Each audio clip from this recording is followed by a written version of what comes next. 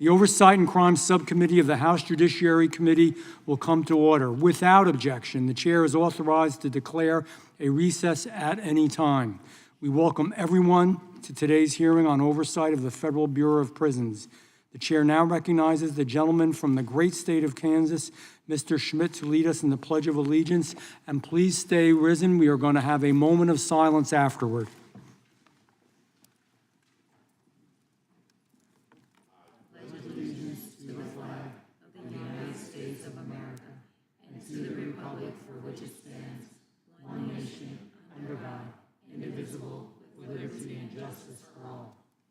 Moment of silence.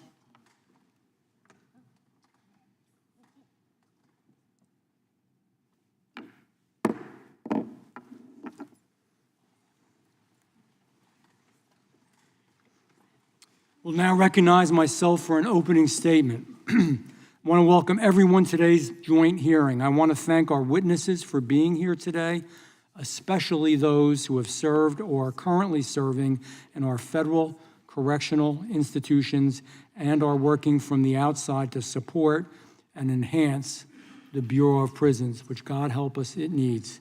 And I welcome those officers and employees from the Bureau of Prisons who are joining us in the gallery or watching from across the country. This week marks National Corrections Officers Week. It's a time when we should honor the professionalism, the discipline, and the sacrifice of those who serve behind those walls. The men and women who staff our federal prisons are law enforcement officers in every sense of the word. They walk the toughest beats in the United States of America. And it is our duty to ensure that they have the tools, the training, and the leadership they need to do their jobs safely and effectively. So let me be blunt. The Bureau of Prisons is not a system in need of some minor improvements. It is in need of a true reckoning. That's not my opinion. It's fact. The DOJ Inspector General has published over 100 reports since the early 2000s documenting the systemic failure of the Bureau of Prisons, deteriorating facilities, chronic understaffing, and failure to retain staff, low morale, breakdowns in safety, and resource mismanagement. This hearing is an opportunity to begin that work in earnest that we need to do. It should not only be a political exercise. It is a roadmap and an educational and constructive platform for the new director of the Bureau of Prisons, Mr. William K. Marshall III. Director Marshall steps into this role at a pivotal and promising moment. With decades of public service in corrections, decades of experience, he will be useful and helpful. Director Marshall now has the opportunity to chart a bold, credible, and accountable path into the future.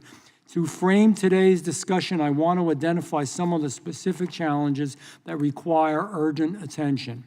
First, staffing. The Bureau is currently operating with thousands of vacancies, including nearly 6,000 fewer staff than its authorized level. This is not sustainable to go in this direction. And as I've worked on this issue over the years, I've come to learn a lot about correctional officers, not just what they do, but what they endure. I'm going to give you some stats, but I know, I was in the state Senate, I was in the state legislature in the state of New Jersey for 16 years, and we had the prison gang task force, and we went to every single prison in the state of New Jersey, and to see what they had to put up with, what was going on, the challenges they had, was a real eye-opener for me. I have always had a special place in my heart for correctional officers.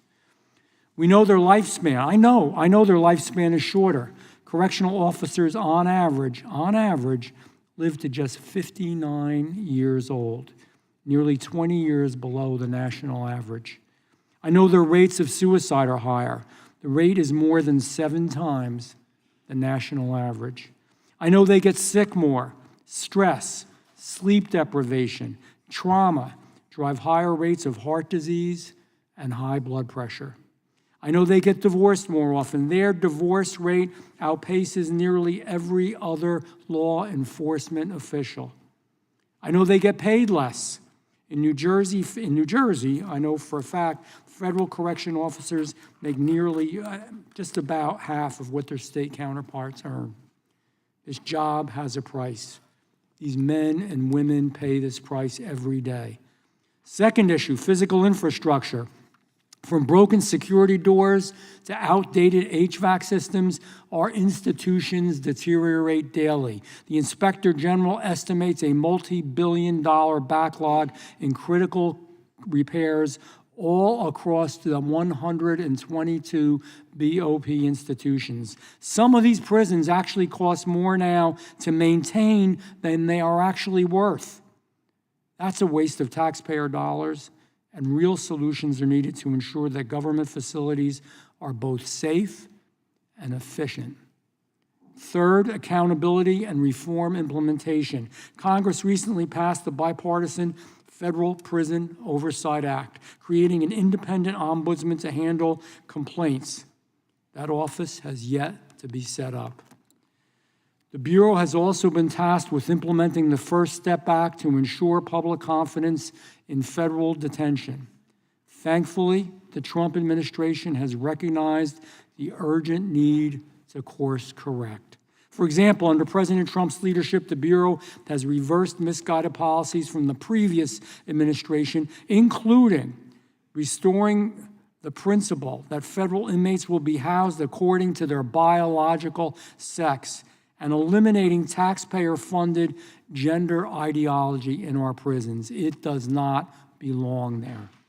Additionally, a new interagency agreement with DHS and ICE is helping to alleviate the border crisis by utilizing BOP facilities to house illegal immigrants. It's a prudent use of existing resources during unprecedented times. But there is a lot more progress to be made. Director Marshall and his team now have both the mandate and the responsibility to finish the job.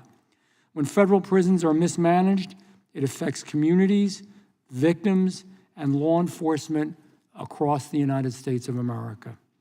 I've seen it myself in my own district. South Jersey is home to FCI Fairton, where I've heard currently from officers and families on the ground who are deeply concerned about the future of the institution itself and maintaining professionalism and their profession. Fairton is designed specifically now to house inmates who can't be placed in the general population for a variety of reasons. Gang dropouts who would be in trouble if they were in the general population, sex offenders, and former law enforcement officials. This facility is facing a wide range of issues. Chronic understaffing and rising inmate numbers have created an increasingly unsafe environment for everyone on the inside. These conditions put correctional officers at risk every single day of the week. And what's happening at Fairton is not unique. It's symptomatic. It's a reflection of what's happening across the federal system across the country. We are committed to ensuring that Bureau of Prisons operates with integrity, transparency, and respect for both its workforce and respect for the rule of law. To every correctional officer here listening today and around the country, your service matters. We see your sacrifice, and we will not let this opportunity pass without pushing for real and lasting change that reflects the seriousness of your issues and your job. I'd like to say, too, I believe that this is an area where on some issues, and not on all, but on some issues, where we can come together in a bipartisan way. There will be issues in which we disagree, but I do believe there are issues in which we come together. I want to thank you for that, and I will now recognize the ranking member. I want to make sure I get this right.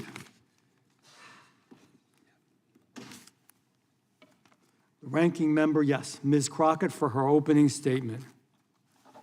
Thank you, Mr. Chair, and thank you so much for your opening. I think that we are living in a time in which The American people are hoping that we can agree on something, anything in Congress. And the fact is, the vast majority of your opening statement, I could not disagree with. The question is, while we agree that there is a problem, let's hope that Congress can do what we are supposed to do, which is agree upon a solution. Today's hearing could not come at a timelier moment, with this being National Correctional Officers Week. So thank you to all of our correctional officers. Today, approximately 35,000 correctional officers and staff are under the control of the Bureau of Prisons. And during the last 100+ days of this administration, we've seen just how little Trump cares about the BOP staff's ability to do their job overseeing and protecting roughly 155,000 incarcerated people in our federal prison system. Having been a former public defender and civil rights attorney, I can tell you that I have seen the inside of a few prisons myself. I've seen the conditions these individuals are living in. I've seen the conditions that staff are working under, and based on my experience, I can tell you correctional officer staff have one of the most difficult jobs as well as the most dangerous. And these jobs are now only getting harder. Just 2.5 months ago, Ms. Kathleen Toomey, the Deputy Director of the Federal Bureau of Prisons, testified before Congress that the Bureau had over 4,000 vacant positions that need to be filled. Yet rather than doing anything to ensure adequate staffing and protect officers and inmates, Trump's Justice Department terminated the Bureau's incentive pay plan, effectively cutting Bureau officers and other employees' pay anywhere between 10 and 25%. This plan, of course, helped to retain and recruit people for jobs within the BOP. Then on March 27, 2025, Trump issued an executive order eliminating BOP's labor union, which is comprised of roughly 30,000 officers and staff. All this comes after GAO added BOP to its 2025 high-risk list in January due to all of the problems the BOP is facing. A GAO highlighted BOP's, quote, long-standing staffing challenges present a serious threat to the safety of staff and incarcerated people. BOP also faces challenges with aging and deteriorating infrastructure, which likewise affects safety. It also needs improvements in planning for programs to prepare incarcerated persons for release. Better monitoring and evaluation are needed to improve management of the federal prison system, end quote. So does Trump take these issues and threats to safety seriously? Absolutely not. Instead, he made the deranged, delusional decision over the weekend to open up Alcatraz as a prison that was literally shut down because it was too expensive and too impractical to run. Honestly, you can't make this stuff up. Please tell me how any of this makes sense. Stripping Bureau employees of their collective bargaining rights, cutting pay and benefits at a time where the Bureau was ranked the worst place to work among all federal sub-agencies and offices, and we have more than 450 offices. Having staff like prison teachers, cooks, nurses, and monitors being forced to serve as correctional officers because BOP has too few officers to actually do the job, wanting to place even more of a strain on the system by trying to house migrants and children in Bureau facilities. It's absolutely ridiculous. Let me be clear. This isn't just a staff issue, it's a life or death issue. Reports by the Justice Department's Inspector General detailed how in over a third of the inmate suicides that occurred between fiscal years 2014 to 2021, BOP staff didn't sufficiently conduct the required inmate rounds or counts to check on the inmates. Let me tell y'all something. Realizing this fact took me back. I don't know what it's like to be a family member and to receive that phone call about your loved one that you would imagine is in one of the safest places ever, regardless of why they are there, and to find out that they somehow committed suicide. I don't know what it's like to be that loved one, but I do know what it's like to be that attorney and to get that call, to get the call that one of my clients somehow has managed to unfortunately take his life. This is unacceptable. And who knows how many lives could be saved. And while all of this is bad on its own, let's not forget about the fact that in all of the 120 correctional institutions under the Bureau's control, each needs some kind of repair at any given time, like Seagoville Federal Correctional Institution in Texas, for example, which is close to my district. 6 of the 8 buildings housing inmates had broken air conditioning units during the summer, where temperatures in Texas facilities can reach up to 110 degrees, and at least 1 unit topped 149 degrees. We need to get to the bottom of this and fix this organization before more and more deaths occur. Today's hearing is one of the few moments where actually I believe we can do something good in Congress, and I hope we do today. Because at the end of the day, this is about doing what's right. It's about protecting employees, it's about protecting lives, it's about ensuring we give people a second chance at life. So I want to thank the witnesses for being here today, and I look forward to participating in this important discussion. Thank you, Mr. Chairman. I yield back. Thank you. I will now recognize the chairman of the Crime Subcommittee from the great state of Arizona, Andy Biggs. Thank you, Mr. Chairman. I thank the members of both subcommittees for coming together this morning. I thank Chairman Van Drew for his opening remarks. I thank the witnesses for being here and appreciate you. Look forward to your testimony today. Today's hearing is titled Federal Corrections in Focus, Oversight of the Bureau of Prisons. This hearing will serve as a robust continuation of the oversight this committee conducted over BOP during the 118th Congress. I look forward to continuing that important work today. The Federal Bureau of Prisons, BOP, is a component of the Department of Justice. BOP's mission is to protect society by confining offenders in the controlled environments of prisons and community-based facilities that are safe, humane, cost-efficient, and appropriately secure, and that provide work and other self-improvement opportunities to assist offenders in becoming law-abiding citizens. It's critical that BOP hold people accountable while also preparing those who will re-enter society. This week, we honor and celebrate National Correctional Officers Week and recognize correctional employees, the brave men and women who contribute so much to public safety. Unfortunately, we know corrections officers continue to work difficult and demanding jobs between staffing shortages and crumbling infrastructure throughout its facilities.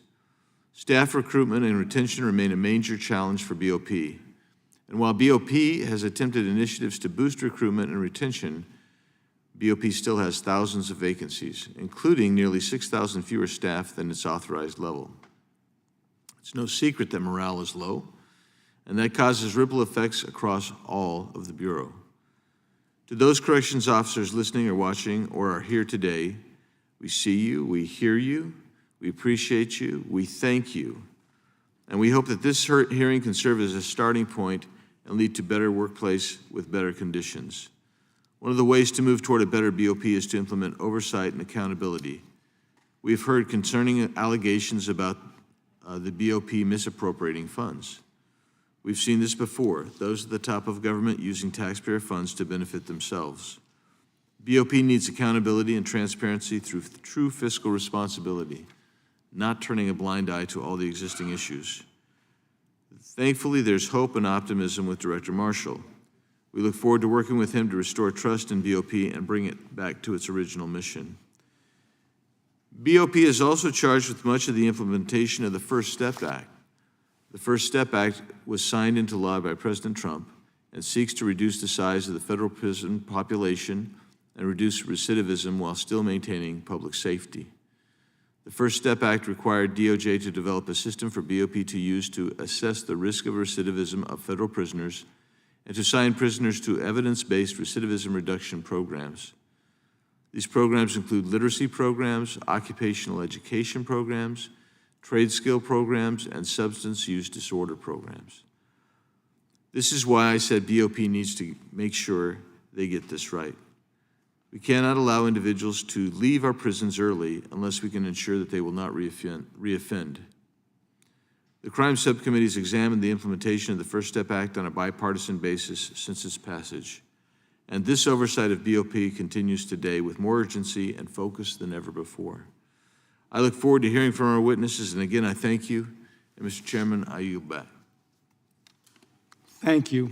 Chair now recognizes the ranking member of the Crime Subcommittee from the great state of Georgia, Lucy McBath. Thank you, Mr. Chair, and thank you to our witnesses for being here today. We really appreciate your time and your effort. Mr. Chairman, I thank you for having this hearing on the oversight of the Bureau of Prisons. While it's not been long since we last discussed this issue, the problems in our federal prisons, many of which are decades in the making, continue to demand our attention. The many issues faced by BOP are the result of year after year of extremely limited resources. At a time when the President and his allies in Congress are talking about radical cuts, it's critical that we take note of how a severely limited budget has already affected the health and safety of everyone who enters a BOP facility. There are more than 150,000 federal inmates and more than 35,000 BOP staff members depending on us to give them the tools and resources that they need to keep everyone safe, even themselves. Far too often, BOP is not guaranteed the basic safety of everyone in its care. These failures have often fallen especially hard on women in BOP custody, like those at Federal Corrections Institution, Dublin in California. For years, women at FCI Dublin faced horrific sexual abuse, including harassment, coerced sexual activity, and even rape.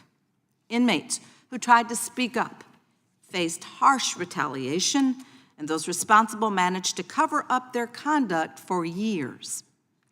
7 correctional officers, including the prison's warden, have been sentenced as a result of the years of misconduct, but the abuse faced by their victims cannot be undone. Last April, BOP abruptly shut down FCI Dublin, in some cases sending inmates far from their families and the lawmakers that were working to help them. Lawyers that were working to help them. Some reported being singled out and bullied at their new facilities, such as being denied soap, served worse food, and being forced to sleep on soiled beds, all because they were perceived as speaking out against the abuses that shut down FCI Dublin. Earlier this year, a judge signed a consent decree that, among other things, requires BOP to report on the medical and mental health of former Dublin inmates, ensure that they have access to rape crisis centers, review their disciplinary records, expunge all disciplinary actions that were actually retaliation, and limit the inappropriate use of solitary confinement, potentially used to retaliate against them or isolate them so that they might be subject to further abuse. We must ensure that we do not allow an incident like this to ever happen again. And safety is simply the bare minimum. The vast majority of imprisoned persons will eventually be released and rejoin our communities.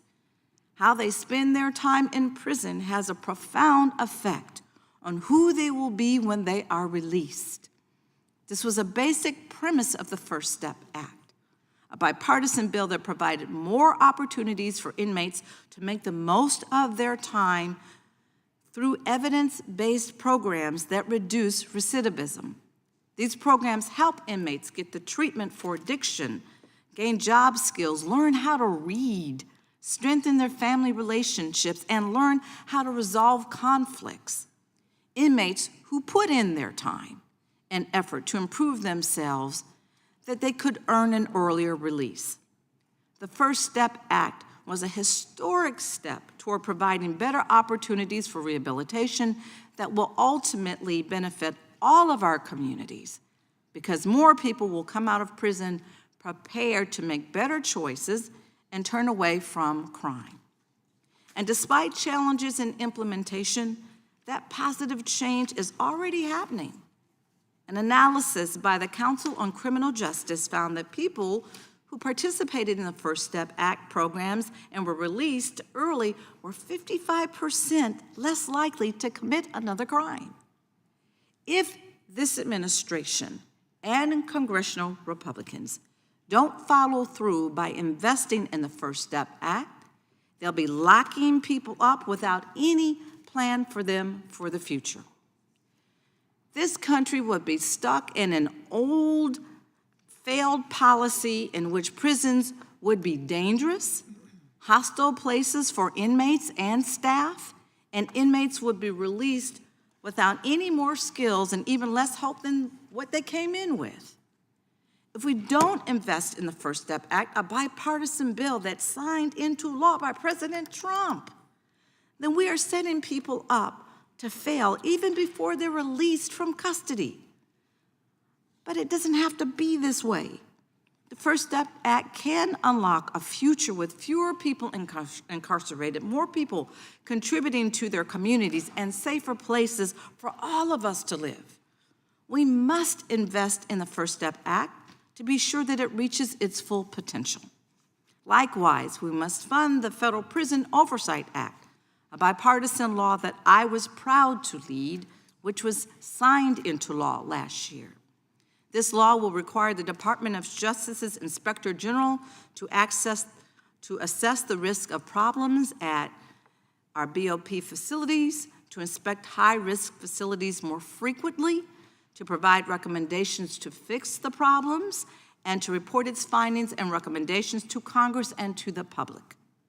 The law requires BOP to respond to all inspection reports within 60 days with a corrective action plan. This overhaul of BOP oversight can ensure the health and safety of everyone in BOP facilities, and is especially important to uncover misconduct like what occurred at FCI Dublin, and to find it much earlier so that this swift action can be taken to protect victims and discipline those who do not fulfill their duty to treat inmates with basic human dignity. But this law will only take effect, yes, once again, unless it is funded. We already have bipartisan agreement that this is the right action to take to address BOP's problems. We must continue this bipartisanship in investing in better oversight of the BOP by providing the funding that will make the Federal Prison Oversight Act actually a reality. Together, I truly believe, I know that we can not only improve BOP, but improve the lives of those who serve time in the facilities so that they can choose to turn their lives around and contribute to their communities, which are all of our communities. And I'd like to have a unanimous consent request. I'd like to enter into the record. Without objection. Thank you. It's a unanimous consent to enter into the record a letter dated May 5, 2025, led by the Sentencing Project and signed by 12 other justices. Without objection. Thank you. Thank you so much for your time and your interest today, and I yield back. We'll now call upon the ranking member of the Committee of the Whole from the great state of Maryland, Mr. Raskin. Thank you very kindly, Chairman Van Drew. Welcome to our witnesses, and thanks to the ranking members, Ms. McBath and Ms. Crockett as well. I'm going to start with a couple of unanimous consent requests. One is to enter into the record an Associated Press article by Sarah Roebuck titled Bureau of Prisons. Without objection. Great. And the heading here is the Bureau of Prisons slashes retention bonuses impacting Without objection. thousands of, good. I don't mind if this comes out of my time, Mr. Chairman. I just, because it leads into what I want to talk about. The BOP slashes retention bonuses impacting thousands of correctional officers. Roughly 23,000 were informed that their retention pay would be significantly reduced or eliminated entirely, with some workers seeing a pay decrease of up to 25%. And one other UC request to enter into the record an article by Drew Friedman titled Days Ahead of Coming Bureau of Prison Pay Cuts, Some Employees Are Already Resigning. Federal News. Without objection. Thank you kindly. Well, look, within his first 100 days, President Trump has made moves that I'm afraid will only exacerbate longstanding problems that interfere with the Bureau of Prisons' ability to safely incapacitate and rehabilitate its prisoners. The president issued an executive order that rescinded the Biden administration's prohibition on BOP's continued use of private prisons, opening the door for a renewed reliance on private facilities where the federal government has little oversight and where inmates have been shown to be less safe and less able to access necessary medical care. President Trump also unlawfully rescinded the collective bargaining rights of a huge number of federal workers, more than a million federal workers and federal unions, including those representing Bureau of Prison employees, essentially stifling the voices of frontline officers during a period when their voices are very badly needed. Once again, a federal judge had to step in to block President Trump's executive order from taking effect after unions sued one of now more than 130 court orders blocking the administration's violations of the law and the Constitution. The administration also rescinded retention-based incentives for BOP employees that amount to cuts, essentially, of around 25% of their pay rates.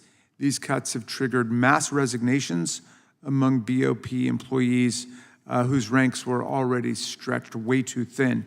How can we expect to bolster the culture and the effectiveness of the BOP workforce if we are slashing their pay?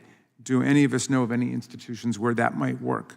In the face of this mass resignation of correctional officers, BOP will have to resort to even more, quote, augmentation, which is the term describing use of employees other than correctional officers, people like nurses or teachers or cooks, to guard inmates, a stopgap measure which obviously undermines safety for everyone. Facilities that are short-staffed rely also on facility-wide lockdowns more often and for longer periods of time. At the same time, because of this lack of resources, inmates do not have access to the treatment, medical care, and rehabilitative programming that Congress called for in the bipartisan First Step Act, which we're also proud of.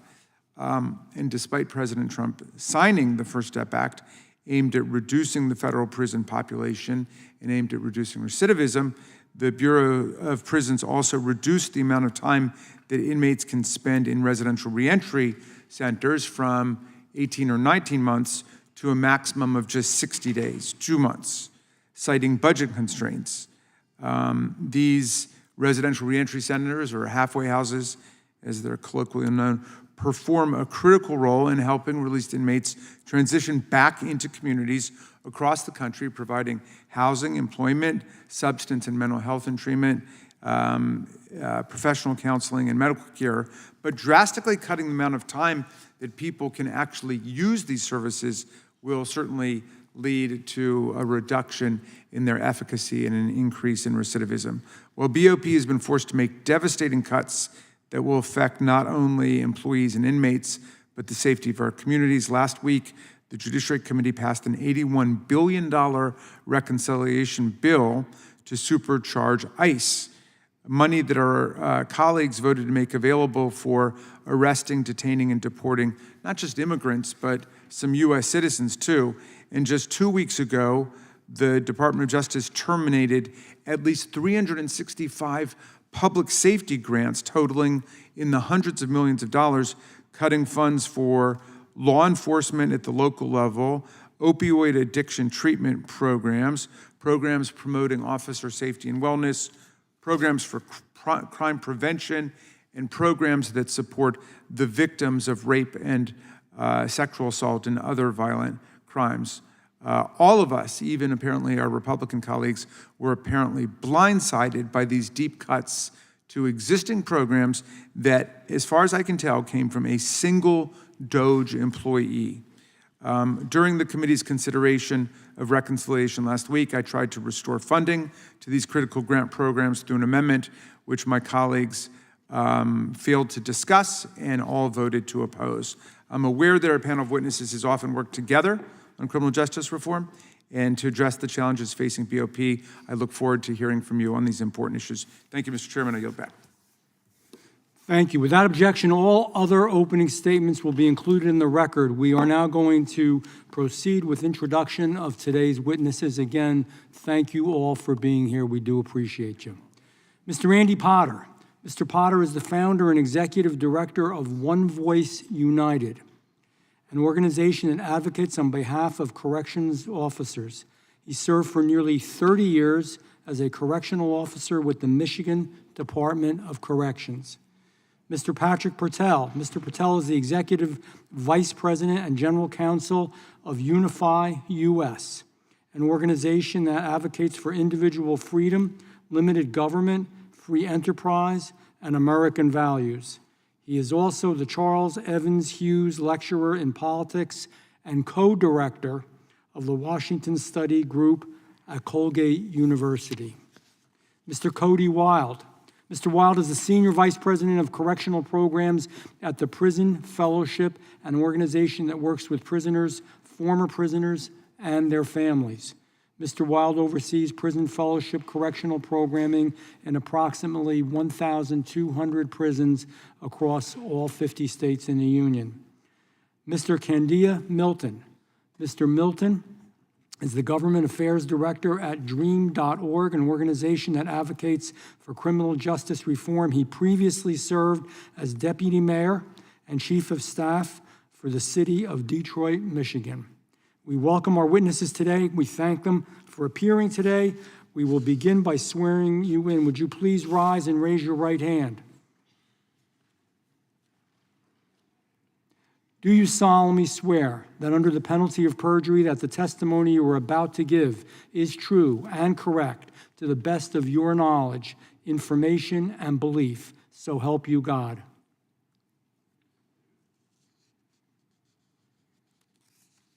Okay, thank you. Please be seated.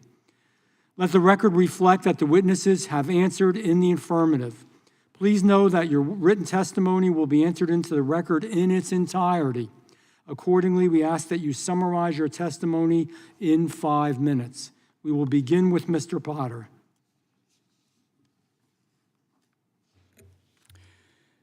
Mr. Chairman, ranking members, and distinguished members of the committee, thank you for the opportunity to be here today.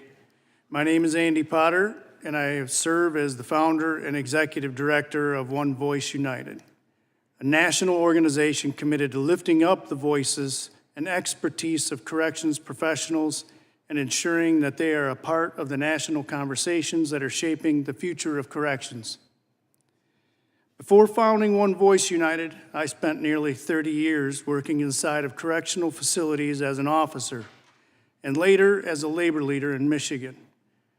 Those experiences, combined with years of traveling the country and listening to thousands of correctional officers and staff, have given me a deep appreciation for the work that they do and a clear view of the systematic challenges that continue to impact corrections at every level. Today, corrections as a profession is at a crossroads, from the county jails and state prisons to the Bureau of Prisons. We are seeing an unprecedented convergence of issues that threaten the overall mission and health of our corrections system across the United States. Chronic understaffing has forced employees to work exhausting amounts of overtime, often leading to burnout, safety risk, and declining morale. New recruits have become increasingly difficult to attract and even harder to retain, with many agencies losing a staggering number of good people within the first 18 months of service. It's a problem that touches every corner of our country and every layer of our system. At the same time, the physical infrastructures inside many facilities continues to deteriorate, and employees and those incarcerated are asked to live and work in facilities that are not equipped for the demands of today's correctional environment. And when conditions deteriorate, such as they have, it sends a harmful message about the value we place on their safety and their well-being. Compounding these issues is a deeper, more difficult challenge: the erosion of job satisfaction and connection to a larger purpose. Increasingly, employees report that they feel isolated and disconnected from the mission of rehabilitation and more like expendable cogs in a machine.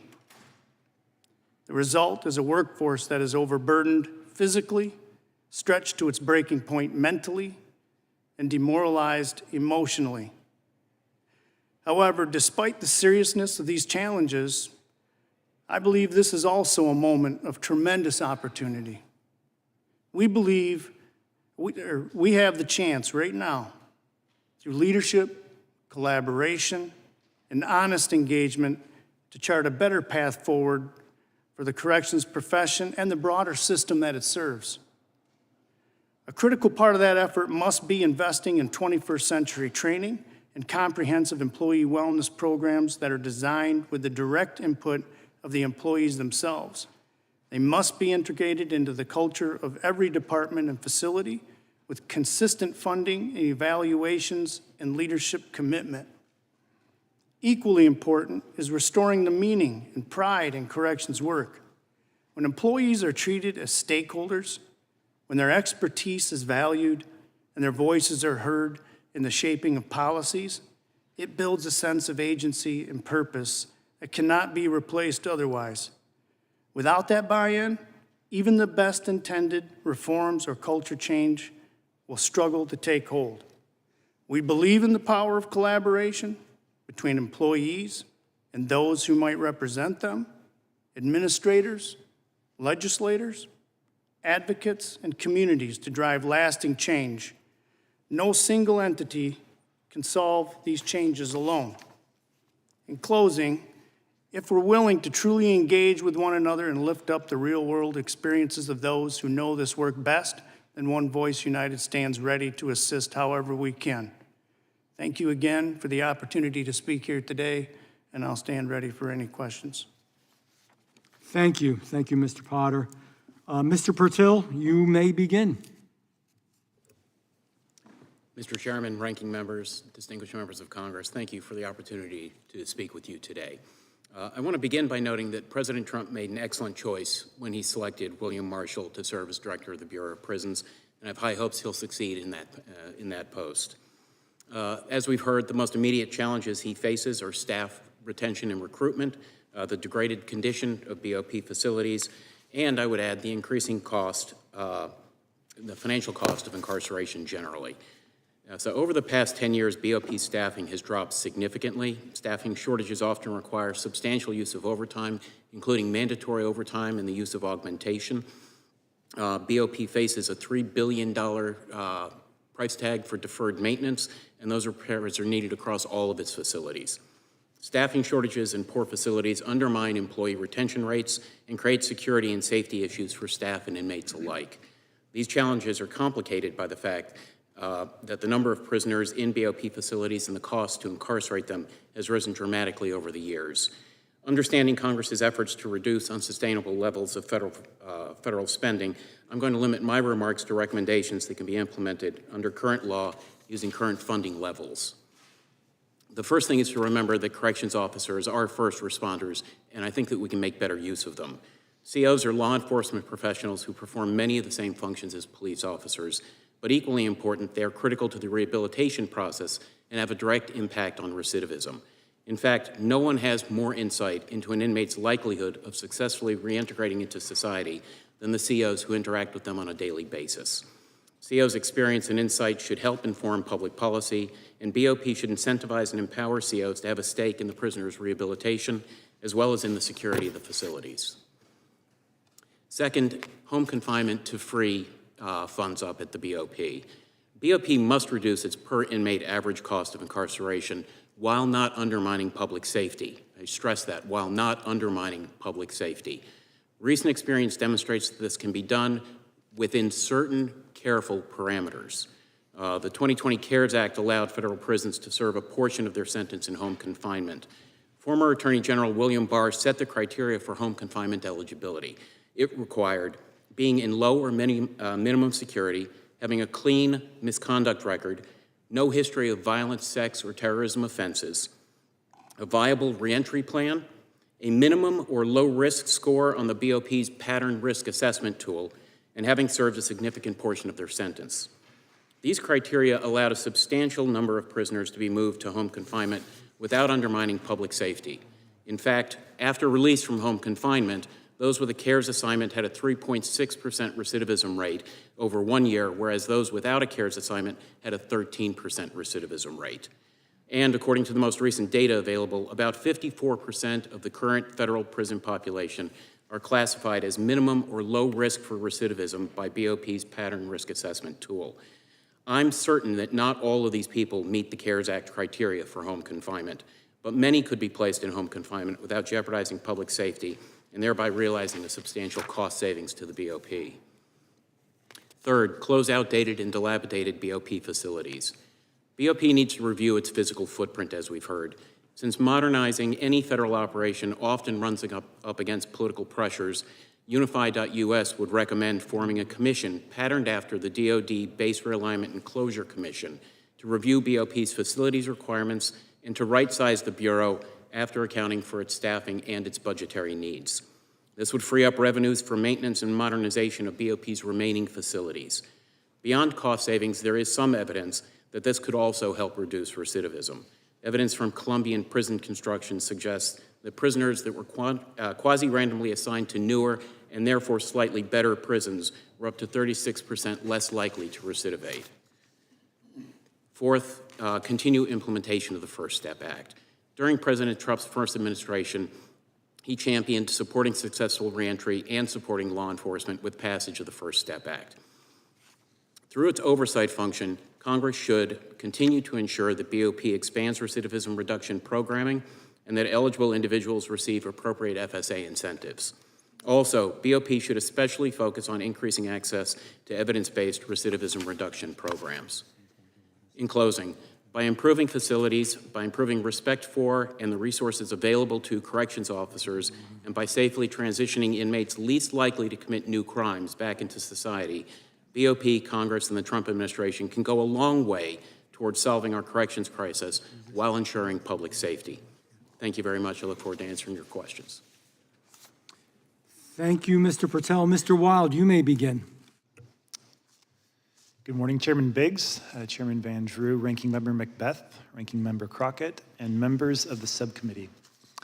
I'm Cody Wild, Senior Vice President of Correctional Programs at Prison Fellowship, and I want to thank you for the opportunity to speak to you today. Prison Fellowship is the nation's largest Christian nonprofit, equipping the church to serve currently and formerly incarcerated people and their families, and to advocate for justice and human dignity. Established on the belief that all people are created in God's image and that no life is beyond his reach, Prison Fellowship takes a restorative approach to those affected by incarceration. We strive to make prisons safer and more rehabilitative, advance criminal justice reform, and support incarcerated people, their families, and their communities. Robust programming, including faith-informed, volunteer-led initiatives, is essential for creating a safer correctional environment and preparing individuals for successful reentry. Research shows that incarcerated people who participate in educational or vocational programming are 43% less likely to recidivate. While many state correctional systems have embraced partnerships with external organizations to provide these opportunities, the Bureau of Prisons has historically been more cautious. The First Step Act of 2018 encourages collaboration with community-based and faith-based groups to provide evidence-based recidivism reduction programs and productive activities. However, the current vetting process for external programs exceeds what the law requires, unintentionally excluding no-cost mission-aligned programs like the Prison Fellowship Academy. The incoming BOP director has an opportunity to remove unnecessary barriers and realize the full intent of the First Step Act by welcoming qualified partners who can expand in-prison programming. At the same time, any discussion about program access must be grounded in the broader challenges facing corrections today, such as significant staffing shortages that impact the ability to implement and sustain rehabilitation effort. With prison staffing at its lowest point in over 2 decades and continued high incarceration rates, facilities face serious operational and safety strains.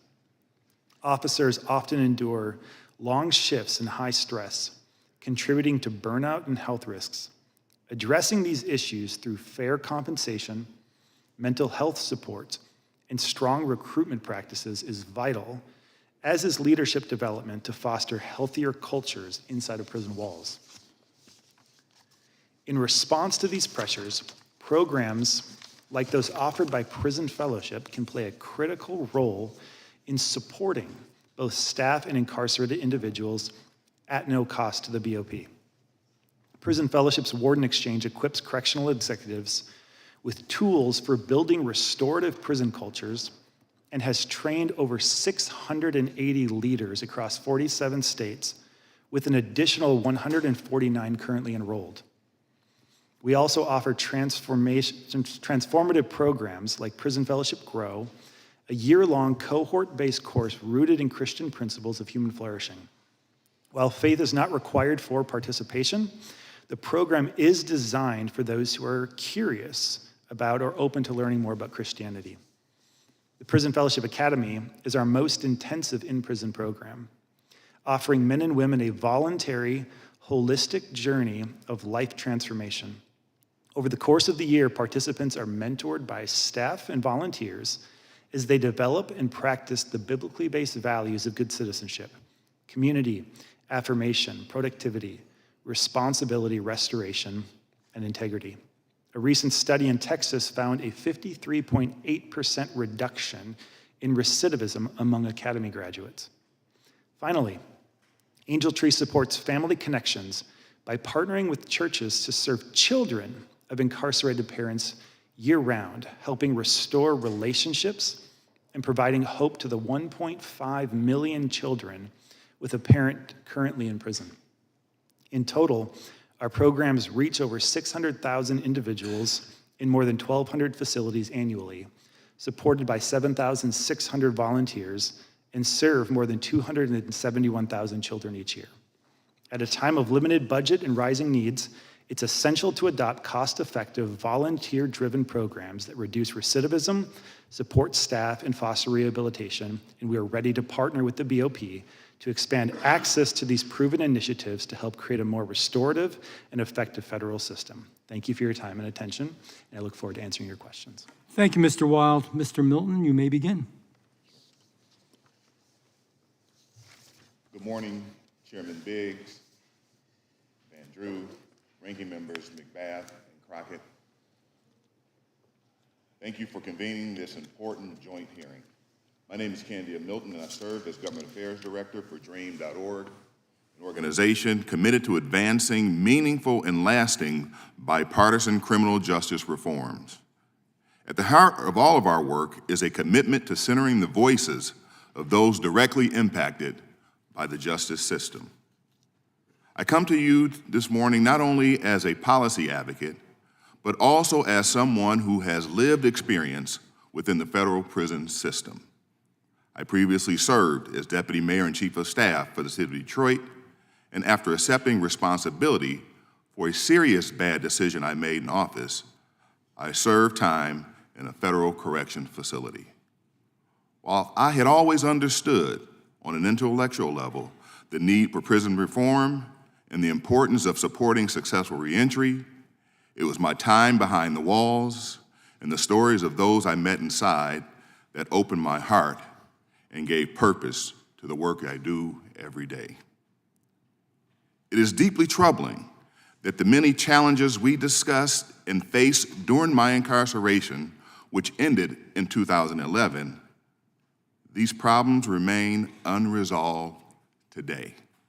In fact, by many accounts, the conditions have worsened. This is not only a disservice to the correction officers and those who are incarcerated, but also to the communities to which they will one day return. There are large problems, pressing problems, at the Bureau of Prisons. First, there are the catastrophic infrastructure issues. The BOP has 121 institutions that include 3,600 buildings, and according to the Inspector General, they are all in need of serious attention. As of February 2024, the BOP estimated that the major repairs needed across the facility would cost $3 billion. And according to OIG audits, it is determined that all 121 of the BOP's institutions require maintenance. Despite the need for investment in critical infrastructure across the entire BOP, there continues to be talk of investing more money in building new facilities, including an unnecessary budgeted $505 million prison proposed to be constructed on top of a former coal mine in eastern Kentucky. Second, the BOP is critically understaffed. Associate Deputy Director Kathleen Toomey, in her testimony before the Subcommittee on Commerce, Justice, Science, and Related Agencies in February, concluded that the BOP is short over 4,000 officers, while other press reports suggest that the Bureau is over 6,000 officers understaffed. The problem of retaining officers have been further complicated by a directive that ended retention bonuses. A BOP spokesperson suggested this impacts up to 25% of some employees' pay. And the Federal News Network reports that this decision has already resulted in more correctional staff leaving the positions, thus exacerbating staffing crisis. Furthermore, understaffed results in higher overtime costs and the use of regular staff, including medical staff, to augment correctional officer shortages. Third is the problem of halfway houses. The Bureau has available beds but has not filled them and left thousands of people who have earned credits under the First Step Act or Second Chance Act to qualify for release but whom still remain in prison. This is also legally problematic. In the case of the First Step Act, earned credits, multiple courts have concluded that the plain meaning of the statute demands release, and there are pending litigations on this topic as well. As an organization that led the efforts to pass the First Step Act, we emphatically support its full implementation, which to date the BOP has failed to do. And we agree with Attorney General Pam Bondi, who said during her confirmation hearing, we must fix the Bureau of Prison and follow up with the promises of the First Step Act by building more halfway houses. Finally, the culture related to its operations. Most recently, these problems resulted in the closure of FCI Dublin, a prison so notorious that nearly 100 cases, including a class action lawsuit, are in the process of litigation today. This speaks to the need to fund the bipartisan Federal Bureau of Prisons Oversight Act. The problem, have I gone over time? Sorry, Mr. Chairman, sorry, members of the committee. I stand down and avail myself to answer any questions you may have. Milton, thank you for your time and being here. We're now going to proceed under the 5-minute rule with questions, and I'm going to recognize the gentleman from the great state of Wisconsin, Mr. Tiffany. Thank you, Mr. Chairman. Mr. Wild, what has the response been both federally and states that you've worked in with faith-based organizations like yourself? Tell us the response that you get. So one of the things that I know about corrections is that people tend to be very pragmatic. Does this work? And what we've seen is a large expansion of our programs. Our Warden Exchange program, like I said, we just had our largest cohort ever. 149 correctional leaders are going through it right now. Our Prison Fellowship Academies, our GROWs, our Angel Tree program have continued to expand. As I mentioned, we're in all 50 states, and so I'd say the response has been very good. Where you find governments that are not as welcoming, what do you hear from them? So we operate in states as diverse as Washington and Oregon to Texas, Florida, North Dakota, Nebraska, California, all of them. And as I said, they tend to be very pragmatic and ask the question, is it voluntary? The answer is yes. Does it work? It does. And so we're allowed to operate, and over time, we're able to really affect the prison culture, which we hear both from the staff as well as leadership. Are there any changes needed by Congress to help you further your mission? Thus far, we have not been able to operate our in-prison programs, our academies or our grows within the Bureau of Prisons. And we think that both of those programs, as well as our Warden Exchange program that helps assist correctional leaders at no cost to the state, can be a tremendous asset and a force multiplier to help solve some of these problems facing the Bureau. Mr. Pertil, we heard earlier from the ranking member, do you, in regards to President Trump as failing, do you agree President Trump does not care about prisons? That's what we heard, is that he does not care about prisons by one of the members up here. Do you agree with that? I do not. Respectfully, sir, do not agree with that. We worked extremely closely with the first Trump administration on crafting the First Step Act, and I can tell you that they were very involved, very concerned. It would not have happened without Mr. Trump's personal leadership, so it simply doesn't comport with what I've experienced. Do you think President Trump should continue with the status quo? Because that's what I'm hearing, is that he doesn't care about prisons. We should leave things as is. Do you think we should leave the status quo? No, sir. I think there's much here, as this committee well knows, that there's much here that under the Bureau of Prisons that needs to be addressed. And I think it can be addressed in terms of what Mr. Trump tried to do in his first administration. And then I have every reason to believe he's going to try to continue in his second. Give me something that's primary in your mind that could be a good change for federal prisons. Well, I think to go back to to my testimony, I do think that focusing federal prisons are in a unique position in terms of corrections facilities across the country. I think they are best equipped to deal with some of the prisoners that are really most dangerous, most likely to commit new crimes, to recidivate. And that's really, a friend of mine at the Heritage Foundation, John Malcolm, likes to say, prison beds are some of the most expensive hotel rooms in the country. I want to reserve them for the people who are most dangerous to society. So I think doing all that we can to make sure that that is the population within the federal prisons, because they're just better equipped to deal with it, I think, than any other system in the country. In my home state of Wisconsin, back when I was in the state legislature, we had a youth correctional facility that the ACLU came in and sued to prevent them, the staff, they restricted the staff from using certain measures that they had used for a long, long time. And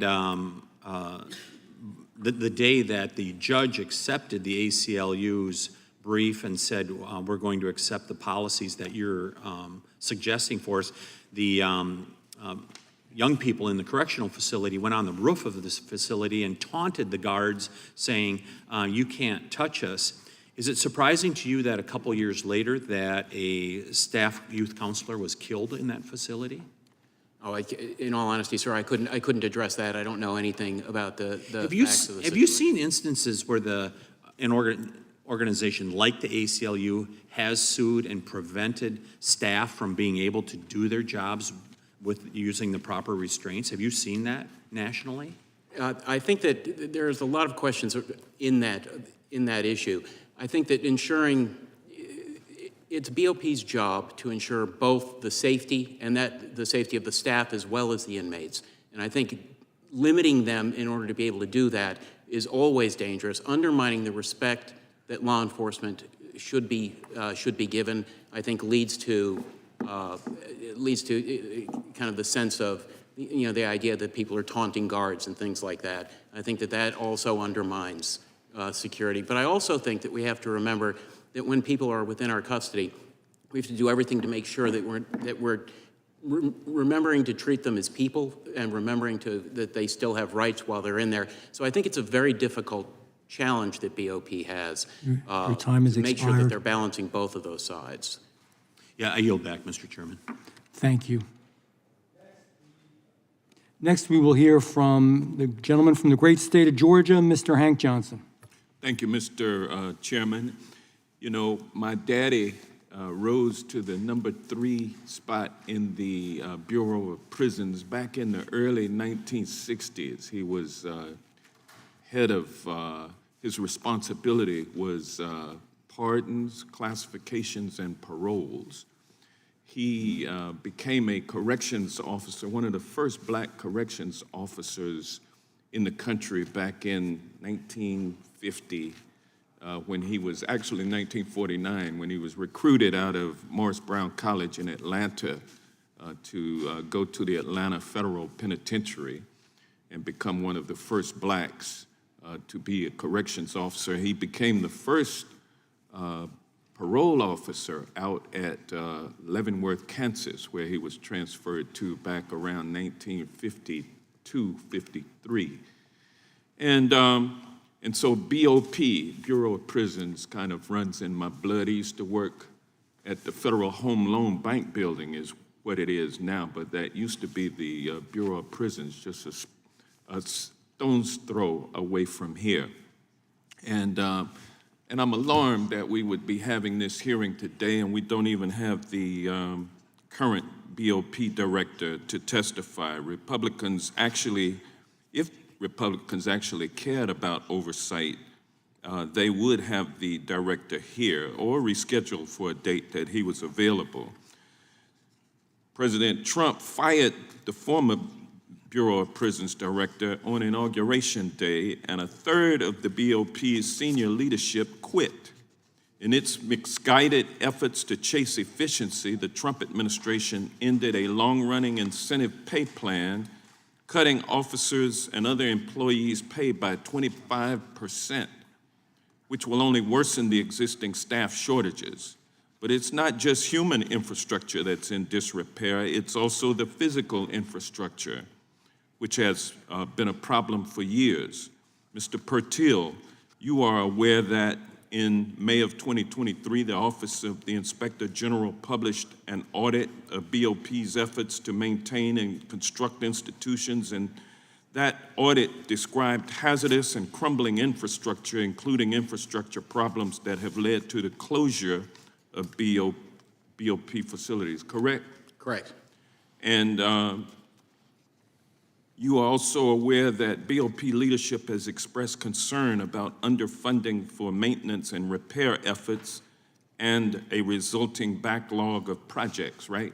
I know that they have a significant backlog in deferred maintenance. And Mr. Milton, how does the failure to maintain BOP facilities affect the health and safety of BOP staff and inmates? Thank you for the question. I may take some liberties and also express gratitude for your grandfather's. My daddy. I'm sorry, your father's legacy. Certainly, the facilities have put the health. When you say granddaddy, I'm that sorry, makes me feel good. That must mean I'm looking young up in here. You look so young that it had to be your grandfather. I tell you, look, I do want an answer to that question, but I'll contact you later. I want to proceed on. Okay, sorry, sir. Flustered now. Instead of putting money into our existing prisons to fix them, this week Trump ordered federal agencies to rebuild and open Alcatraz, which closed in 1963 and is now a tourist site. Alcatraz was shut down because it was too expensive to run, and all the supplies had to be bought by a boat to the facility. I mean, just total, the place doesn't need to be reopened, but it's a vanity project for the president. He would waste money there, Mr. Pertil, and he also wasted money that could have gone to enhance facilities at existing BOP facilities, but he poured money into a failed effort to make Guantanamo Bay a place where it could accept a bunch of,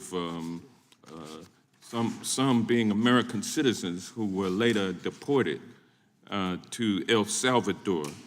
We don't need a BOP that manages facilities that are the same as what we have in El Salvador.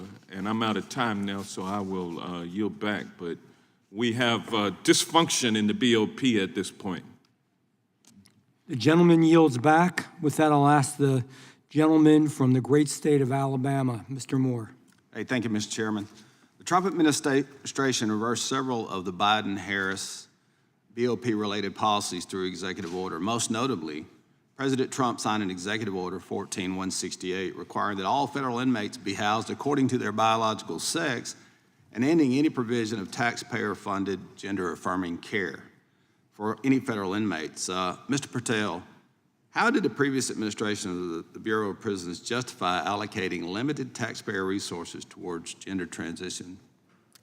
In all honesty, sir, I couldn't answer that. I don't know what their justification was. What would be a better use of those funds? Well, what I will say is that I strongly support the current executive order that housing should be based upon biological sex. I think that there's a lot of agreement across multiple corrections systems, not just at the federal system, that's the way to go. I believe that's the way California currently operates. And if you can get agreement between an executive order from the Trump administration and Governor Newsom's administration, there's probably, we can safely say there's some bipartisan consensus on that issue. And I do think that for facilities, both security and for the safety, especially of the inmates, that's the correct policy. Yeah, I would agree 100%. And one thing you mentioned in your testimony, and we looked at this in the state of Alabama, is the in-home confinement as opposed to having them locked up in a prison, a federal prison in this case. Yes, Can you elaborate a little bit on the cost effectiveness of that? I think that was something Bill Barr and the CARES Act, they kind of came out with. And it seems like to me that makes a lot of sense for the taxpayers and for the inmates. Yeah, I agree. The cost savings there is enormous. It's just over $44,000 a year to house an inmate in a federal correction institution today.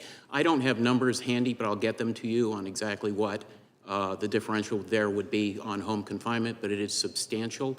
And as long as you approach that topic from a public safety standpoint, that you're very careful about who moves to home confinement, I think that the bar requirements were very well thought through. I think that they also ensured that we maintained the rehabilitative piece of corrections is extremely important.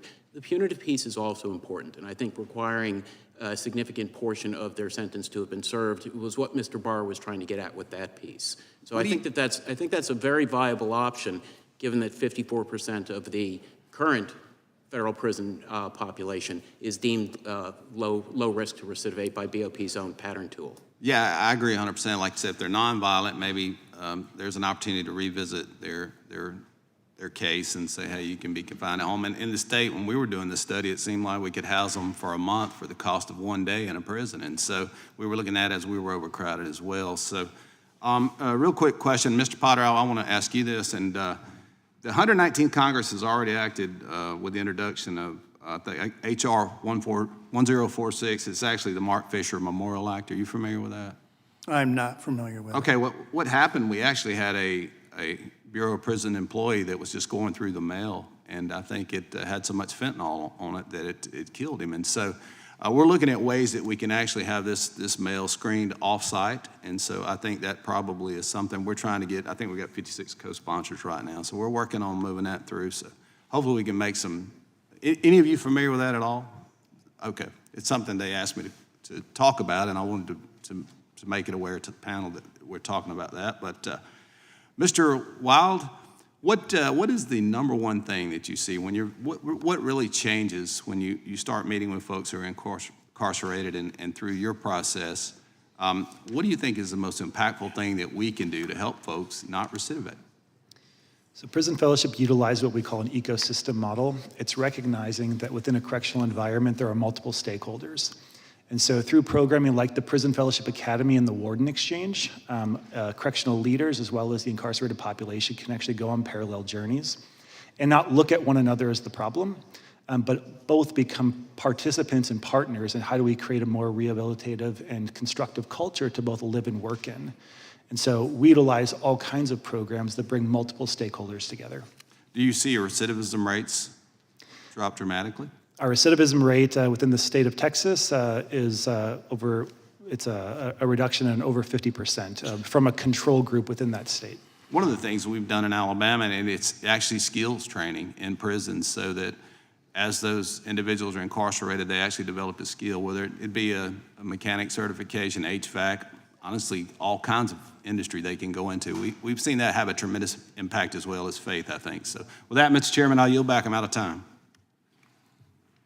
Thank you. And Mr. Chair, I do have a unanimous consent. Without objection? Under Trump, U.S. presidents offered gender-affirming care. This is a New York Times article from October 16, Without objection. 2024. Thank you. Next, if I've got this right, Ranking Member, we have Mr. Raskin from the great state of Maryland. Thank you, Chairman Van Drew. Mr. Potter, is there evidence that private prisons are run better than Bureau of Prison Facilities? There isn't any evidence that I've ever seen. Mr. Milton, the president wants us to hand out hundreds of millions of dollars in bonuses and incentive pay to ICE agents. I think the number we saw the other day, we discussed it here in committee, was $858 million to ICE agents, which, according to Mr. Moskowitz's calculations, came to something like $45,000 per employee of ICE. And yet at the same time, we're reading articles about how retention incentives are being cut right now for Bureau of Prison staff, up to 25%, effectively reducing their salaries when you look at it from an annual perspective. So what kind of effect is this having on Bureau of Prisons correction officers? Thank you for the question, Ranking Member asking. You know, what we've come to realize when we talk about officers, correction officers tend to be, you know, amongst the lowest paid.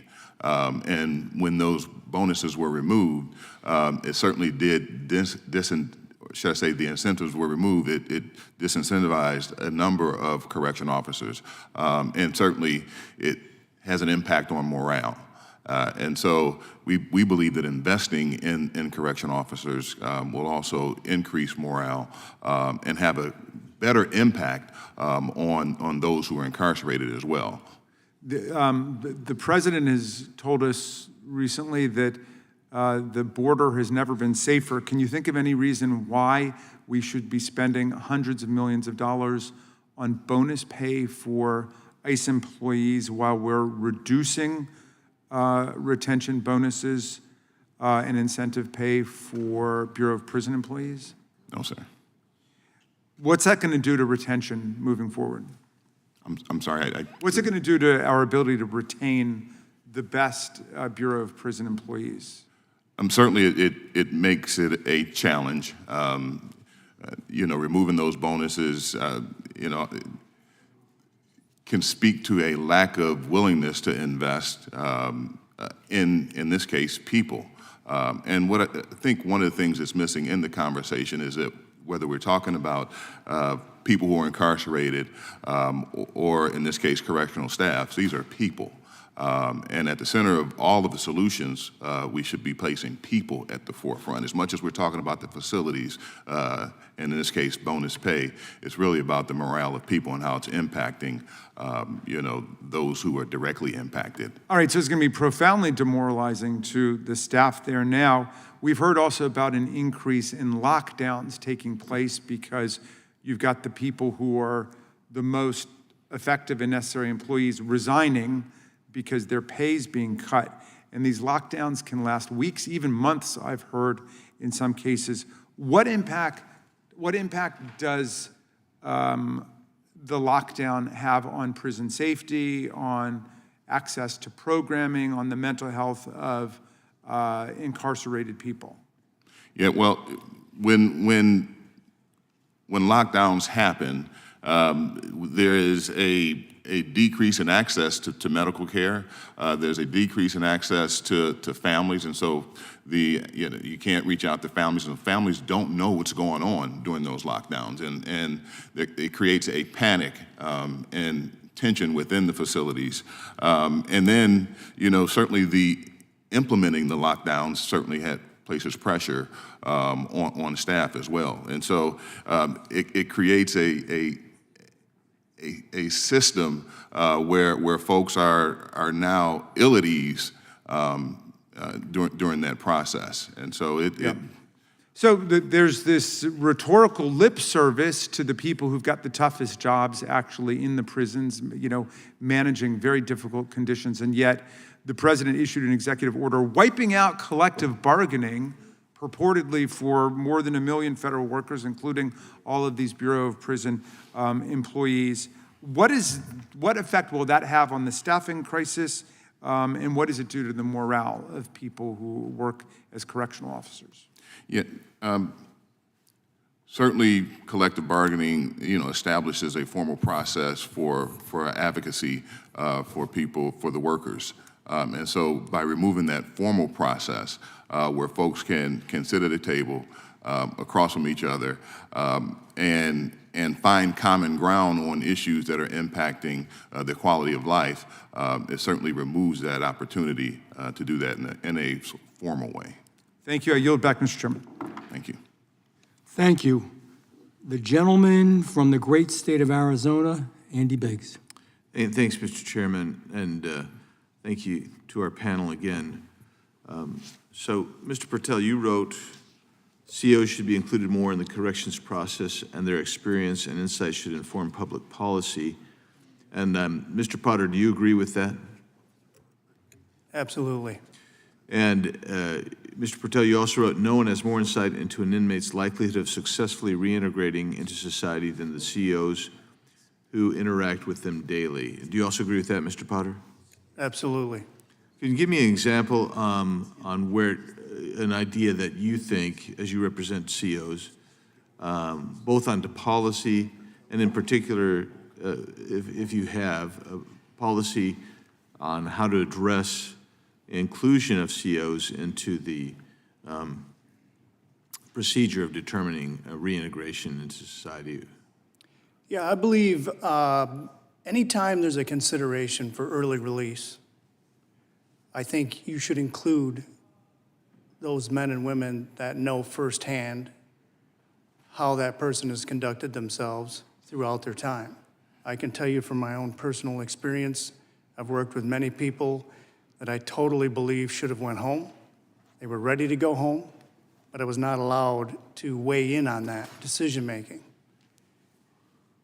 And I do believe that when you talk to those that are closest and that spend the most time with these individuals, sometimes 16 hours a shift, sometimes longer, they know more about that individual than anybody else in the system. Mr. Pertel, how would you integrate a CEO into that process? I do think coming up with a mechanism to have their voices inputted into that, I think that they can both be on an individual level within the institution on what that individual person is, what their likelihood is to recidivate, and what security level they need to be housed at, and all of those things. I think that can become part of the case file for the individual incarcerated. But I also think that their voices at a more broader policy level could also. Let's get on the adjudication of whether someone should be released early in re-entry first, before we get to broader policy. Sure. And so what I would suggest is that there's an action item for maybe all four of you is to come up with a process and a procedure to be more inclusive of COs. And if I could, I'd ask you to get on that and get us something back. Maybe Mr. Potter, Mr. Pertel in particular, you can sit down and do something, because one of the ways that happens is if Congress is aware of it and can actually build on that. So I would challenge you to do that. And Mr. Wild, what do you think are the factors that most likely predict whether an inmate will return to prison? So we often say that nothing magic happens upon release. What you were doing the day before is a good indicator of what you'll do afterwards. And so we've been purposeful in trying to implement communities of practice where people practice values of what we call good citizenship. They're seeking out pro-social community, that they're taking responsibility, that they're transitioning from being consumers to producers. No longer does the world happen to an individual, but they happen to the world.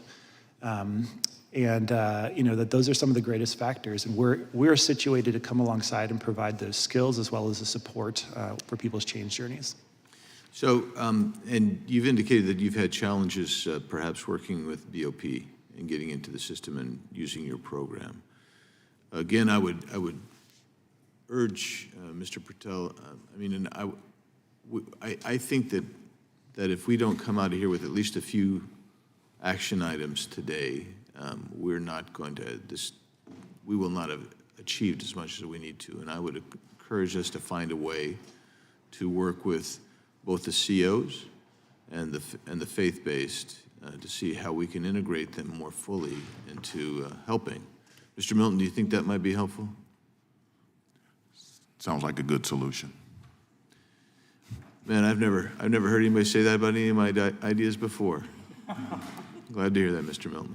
Well, I appreciate your efforts, and I hope that we can actually begin to take some steps to get some action items done and completed to facilitate certainly the reduction of recidivism, because I think that would make all of us happier. So there you go back. Thank the gentleman. I will now ask the gentleman from the great state of Tennessee, Mr. Cohn. Thank you, Mr. Chair, and it's an honor to be here on the dais with a high IQ ranking member. None of y'all are from the Bureau of Prisons, as I've read over here, and that's just a little disappointing that there's nobody here from the Bureau of Prisons. But let me ask, does anybody have any idea how many trans people were in the prison system, the federal prison system, or normally the population percentage-wise? Nobody has any idea? Anybody have any idea about what problems existed with the trans people in the prisons if they were not done according to their biological sex, but whatever way they did it, were there problems and what occurred? It's not an issue.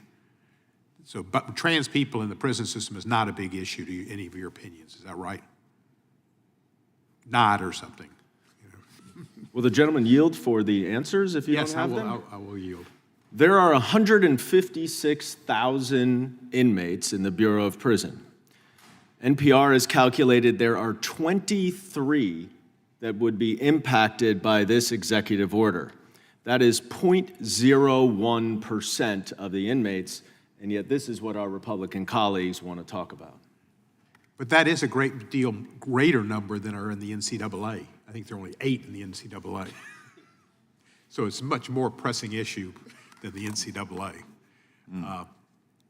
Anyway, that was just does anybody on this group, and I know you're all you're trying to do good work and all that, and I think that's important, and you feel that the First Steps program is working or have any opinion about the First Step program?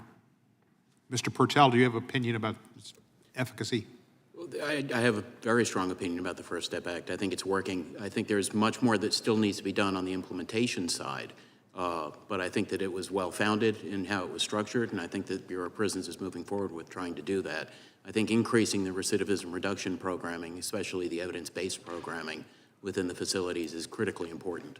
Most of these folks are coming back home into our community, and we want to make sure that we've done everything that we can to rehabilitate them, which is part of the mandate of any correction system.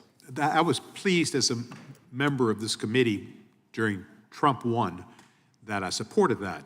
One of the few times I've supported Mr. Trump. And in Trump 2, he seems to have forgotten about it a bit because Ms.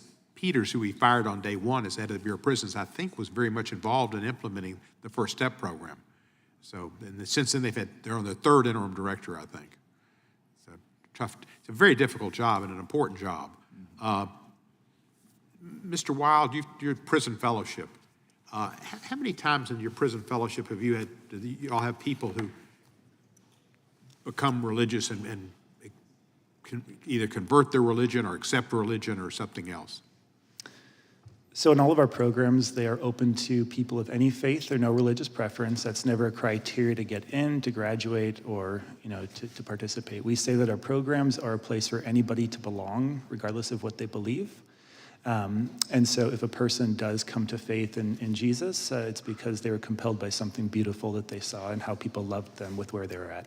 Does that happen very often? I would say so, but there are also people who go through our programs who are Muslim, who graduate as a Muslim, who are better citizens. Yeah.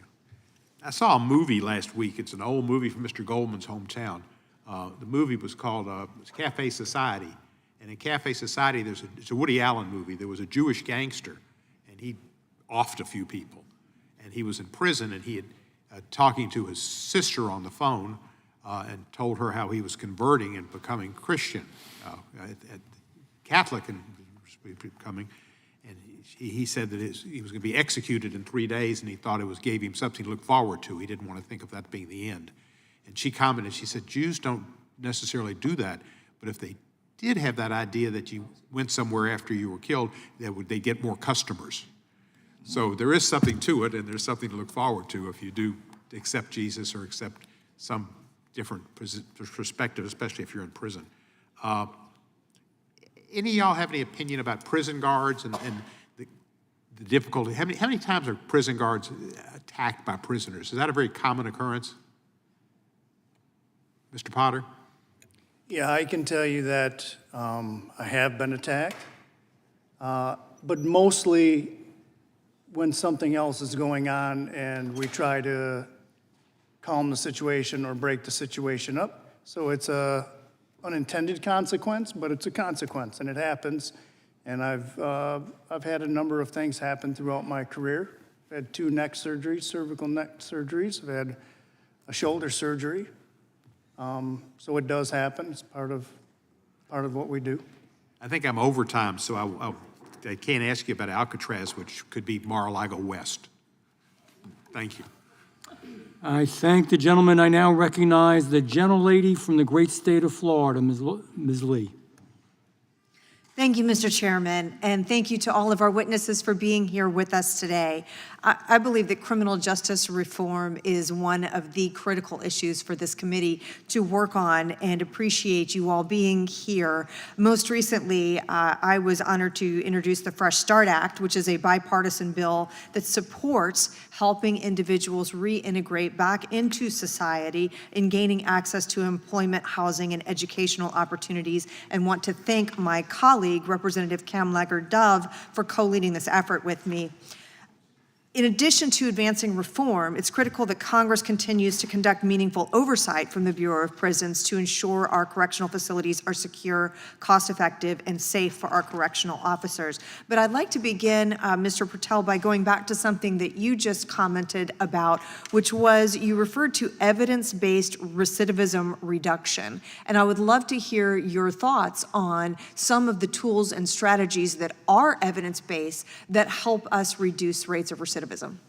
Sure. We do know a fair amount about when people are more likely to recidivate. We know that employment is one of the most important factors that someone can ever have in determining whether or not they're going to recidivate once they're released from prison. I think that the evidence-based, there are criminologists who are in a better position to speak to exactly what goes into evidence-based programming than I am. I know that the Bureau has a process by which they examine programs before they determine that they're evidence-based. I think in terms of oversight, really encouraging the Bureau of Prisons to get more of those programs online, get them approved, get them into the facilities, get them behind the walls, get them working, I think is critically important. I know that some things, and I'm very sympathetic to the idea that we need these programs to be evidence-based, because sometimes some of the activities that get labeled as recidivism reduction are probably not all that effective. So I think it's important to have that distinction drawn. Thank you. And Mr. Wild, from the inmate rehabilitation standpoint, have staffing shortages affected the availability of programming and those types of opportunities for those who are incarcerated? Yes. In several locations where staffing is low, you have to be able to escort volunteers. You have to ensure that as people are coming in to offer those programs, that they're kept safe and secure as well. And so, yes, staffing shortages do impact programs. And Mr. Potter, shifting gears a little bit, last Congress, I introduced the Lieutenant Osvaldo Albarradi Stopping Prison Contraband Act that would have increased penalties for smuggling cell phones into prisons and will provide oversight of the Department of Justice to ensure these policies, when in place, are being upheld. Can you speak to the issue of increased contraband being smuggled into prisons and specifically the dangers associated with cell phones? Yeah, there's been all kinds of contraband that have been smuggled into prisons one way or the other, whether it's over the fence or through the gate. And cell phones in particular are, in my mind, pretty dangerous because, well, there's a way of communicating from across the compound. There's a way of communicating with folks outside to do all kinds of nefarious things. It's not just a communication to see how you're doing. I mean, most times those cell phones lead to, also it's a level of contraband that's bought and sold that also leads to higher tensions and things like that. And in particular, when we are analyzing officer safety and how to ensure that we are doing everything possible to ensure the security and safety of correctional officers, are cell phones one of the tools that can be utilized to actually develop plans or threats against correctional officers and others who are working in prison security? I believe so, yes. Now, what are some of the things that you think we could do to help deter or reduce the amount of contraband entering into our prison systems? Well, I think there's a lot of innovation that's taken place over the past several years, and there's a lot of facilities in a lot of states that are taking those steps, like cell phone detection and drone detection and things like that. When people come in, if you can detect what kind of contraband they're bringing in, or if there's contraband coming from over the fence or however, if you can identify what that is, or stop it, or disable it, I think those are all mechanisms that are extremely useful. Thank you. Mr. Chairman, I yield back. Thank the gentlelady. Next I recognize the gentleman from New York, Mr. Goldman. Thank you very much, Mr. Chairman, and I would ordinarily appreciate this hearing very much because the Bureau of Prisons is a critical component of the Department of Justice that is woefully underfunded and struggling to implement their mission. But we must be living in fantasy land. We're trying to have a normal hearing doing oversight of the Bureau of Prisons when the president and Elon Musk are taking a hatchet to the Bureau, canceling the collective bargaining agreement for all of the correctional officers, eliminating retention bonuses for the correctional officers while making sure that every masked undercover Gestapo agent with ICE gets a $40,000 bonus. In fact, the bill you passed last week, the Republicans passed last week, would give $12 billion in pay increases and bonuses to ICE and CBP and nothing to the Bureau of Prisons. And yet my colleagues sit over there acting as if they're really interested in correcting the Bureau of Prisons and all the problems that we have there. Then put some money where it is, because we all know that's how you correct the problem. That's how you implement the First Step Act. That's how you implement and fund the Federal Prison Oversight Act, a bipartisan bill that we passed last Congress that has not been funded and can't do anything. You're passing a partisan reconciliation bill. You have the purse strings, and yet we're supposed to sit here thinking that you're really serious about making sure that we're helping the corrections officer. It's just bogus. And let's take the Metropolitan Detention Center in my district in Brooklyn. Since 2020, there have been 17 inmates that have been killed.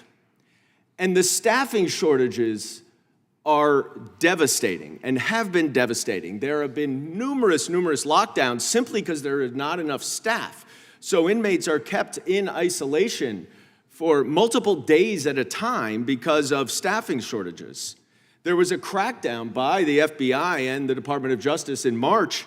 25 inmates were arrested for all sorts of various smuggling efforts, violence, violent assaults with scalpels and, as my colleague from Florida said, smuggling cell phones.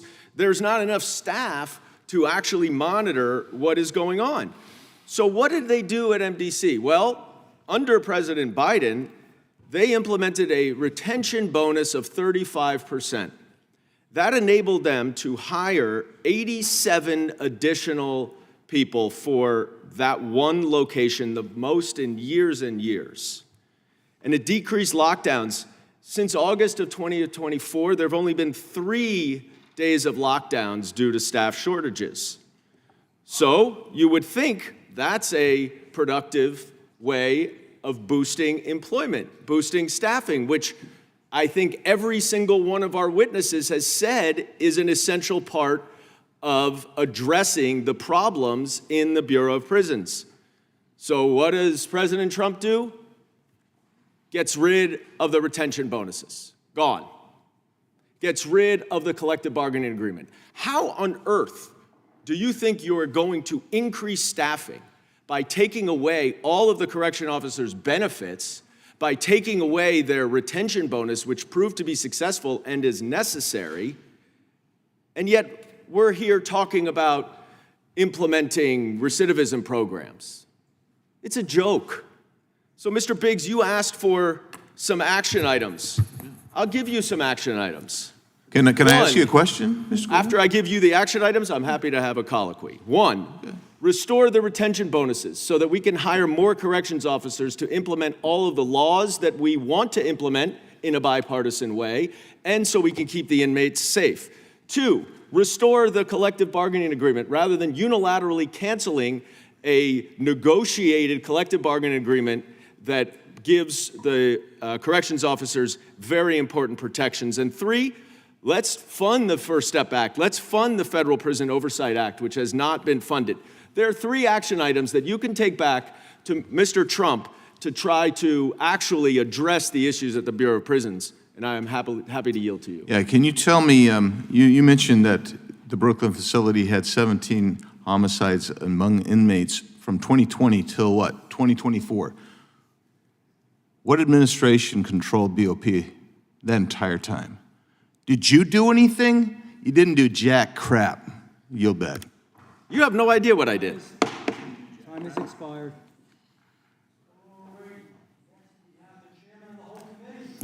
Thank you, Mr. Chairman. Thank you, Mr. Chairman. Mr. Pertell, any idea how many inmates in federal prison are not U.S. citizens? I actually do not know that, sir. I'm sorry. Mr. Potter, do you hazard a guess or no? I do not know. Mr. Wild? I do not know. Mr. Milton? No, sir. Well, I think you all testified there's staff shortages. The gentleman from New York just talked about staff shortages. Maybe if there weren't 24,000 federal inmates who are not U.S. citizens, maybe we wouldn't have a staff shortage. Maybe if the administration before this one hadn't just released into the country people who came here illegally and actually detained them, they wouldn't have committed some of these crimes and wouldn't be in federal prison. You think maybe that would help with the situation on staffing that you all brought up, that the gentleman from New York just raised? Mr. Petrell, I'll start with you. No, I do, sir. And I'm assuming that most of those are under an immigration detainer for when they do come out. I don't know about most of them, but that's a question I'd have too. Do you understand that? Are they under a detainer when they're released, that at least ICE will have the ability to go, they're not just going to be released into the country? That's my assumption, but I do not know those numbers. Mr. Potter, do you know if that's actually the case with these 24,584 Bureau of Prison inmates are not U.S. citizens? You know what percentage that represents of the federal inmate population? No, I do not. 16%. Maybe we wouldn't have a staff shortage if this would have been dealt with in the previous administration. This is something President Trump is trying to deal with going forward. 16%. Do you know if there are detainers for these individuals who would be subject to that currently going on currently, Mr. Potter? No, I don't know. Mr. Wild? I don't know. Mr. Milton? Any idea? No, sir. Well, what we do know is what happened a few years back. I think this goes clear back to the Obama administration. I sent a detainer to the Board of Prisons, or Bureau of Prisons, regarding the individual who wound up killing Kate Steinle. So many of you remember this situation. The BOP didn't honor that, instead released this individual to San Francisco, to law enforcement there, who then, to the jurisdiction there, who then released this guy to the streets, who wound up killing Kate Steinle. So I think this is something that we should look at here, this huge part of the population in our federal prison who are not citizens. And again, I appreciate the work. We've known about prison fellowship for forever and the good work you all do. We appreciate the work you're doing with inmates. But I think this is one area where we could make some change. And again, I think the Trump administration is seeking to do that, and certainly not following, well, we're not having near the migrants come to the border now that were coming in the previous administration, but certainly not releasing people into the country like was done before, which then gave the opportunity for this situation to happen with some of these individuals. Any comments on that? Mr. Potter. I think they may help situation, but I think restoring collective bargaining unit rights is an important issue. Treating people like professionals is also important. So do I think it'll solve the staffing problem? I don't think it'll solve the staffing problem. I think there's a systematic issue here. And I think when it comes to how you value the people that work there and how they feel valued is what's going to keep them there. Fair enough. Any other thoughts from the rest of the panel? Not, I'll yield my time back. I'll yield my remaining time to the chair. Thank you, Mr. Chairman. Thanks for this hearing, and thank all of you for the work you do. You yield the time to me, I will yield to Mr. Biggs. Thanks, Mr. Chairman. I do want to point out, in relationship to the gentleman from New York's comments, I take what he says with gravity and seriousness, but I know one thing. When his side of the aisle controlled the House, the Senate, when they controlled the presidency, when they controlled the Bureau of Prisons, we had massive amounts of problems with the Dublin Corrections Facility. And we investigated and kept going at it, and eventually that had to be closed. But they didn't do anything to fix that. And that's my point. I think that there's something that we could, you can piss each other off all you want, but if you're going to get something done, you got to find the place that you can work together and get it done. And some of the rhetoric I've heard today indicates my colleagues just don't want to do that, and that's a shame. Yield. Gentleman yields. And Mr. Chair, I've got a unanimous consent. Without objection. Thank you so much. This is the GAO report that says that there was a 33% decrease in non-citizens incarcerated in Without BOP objection. from 2017 to 22. Thank you. I now recognize Mr. Moskowitz from the great state of Florida. Thank you, Mr. Chairman. Before I begin, I have a unanimous consent request. Without objection. I ask unanimous consent to enter into the record an article by Emma Bucher titled, Doge Musk Oversight of Federal Workforce Causing Frustration for FCI Thompson Staff. Without objection. I have another unanimous consent request. Without objection. You want me to read it, or? Not really, but go ahead. Can I text it to you later, or? All right, so unanimous consent requests, obviously. I'll give them to you, Mr. Chairman. I'll skip that. All right, let's begin on my time. So thank you, Mr. Chairman. And, you know, I appreciate this hearing, and it's always a pleasure to go after Chairman Jordan. And, you know, I've been listening to my colleagues talking about investment, personnel shortages. And, of course, we're talking about that in a time where DOJ has its fingerprints over all the agencies, including your own. So at a time where we're talking about personnel shortages, we're actually firing people. We're convincing them to leave. We're retiring them, right? And don't get me wrong, like, you guys need more resources, right? You need more people. You got crumbling infrastructure, right? We need to be tough on crime, tough on criminals. I get all that. And there's definitely need to be serious reforms, right? This is a serious conversation. But, you know, earlier I was listening to the ranking member, and she brought up something about Trump talking about Alcatraz. And of course, look, this is just another distraction to divert attention away from the tariffs or rising prices or the struggle on Main Street. But since we're having a hearing on prisons, it's lucky timing for me. So, 3 times more expensive than any prison to operate in 1959, Alcatraz was. Okay? It needs about $250 million to shore up the infrastructure and utilities. All food and water has to be barged in, sewage has to be barged out. The facility is almost 100 years old. And so I don't get it. In the days of DOGE, where we're cutting budgets, we got to find savings. Now we're going to what? We're going to cut Medicaid and SNAP so that we can pour money into Alcatraz. First of all, have you been to Alcatraz recently? It literally is it's a rust box walking around. You need a tetanus shot just to go into the building. Do we still give tetanus shots, or has RFK gotten rid of those? I can't keep up. And so, listen, where did the president get this idea all of a sudden, right? Where did he get the idea? Perhaps he was watching Escape from Alcatraz, right? And I brought boards because some people are visual learners. Perhaps he was watching Escape from Alcatraz by Clint Eastwood. Actually, funny part about that, it was actually on television in South Florida. It was on PBS South Florida over the weekend when Trump was at Mar-a-Lago. In fact, he made his announcement just hours after it aired. You know PBS, the programming that he's trying to get rid of, so just in case you're keeping up, right? It's 2 dolls for girls and 0 Elmos, okay? But maybe I'm wrong. Maybe it wasn't that. Maybe he was watching The Rock with Sean Connery. You know this one. This is where Sean Connery goes back to Alcatraz because he originally escaped Alcatraz and he needed like an expert on chemical weapons. Maybe the president was just Netflixing and chilling, like watching The Rock, which is not to be confused with The Rock, right? That's a different person. And then the president's really excited about these sharks, right? He's talking about, the sharks, and the person escaped, he lost his clothing. So, sharks, they don't have laser beams on. They don't have laser beams, but maybe the sharks are gonna be there. So this is just all ridiculous. But then all of a sudden after that, we heard like, we're gonna tariff the movies. Well, hold on a second. Why would we tariff the movies? This is where the president is getting his ideas from.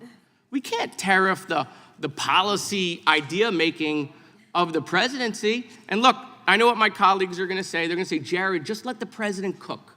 This is 4D chess he's playing.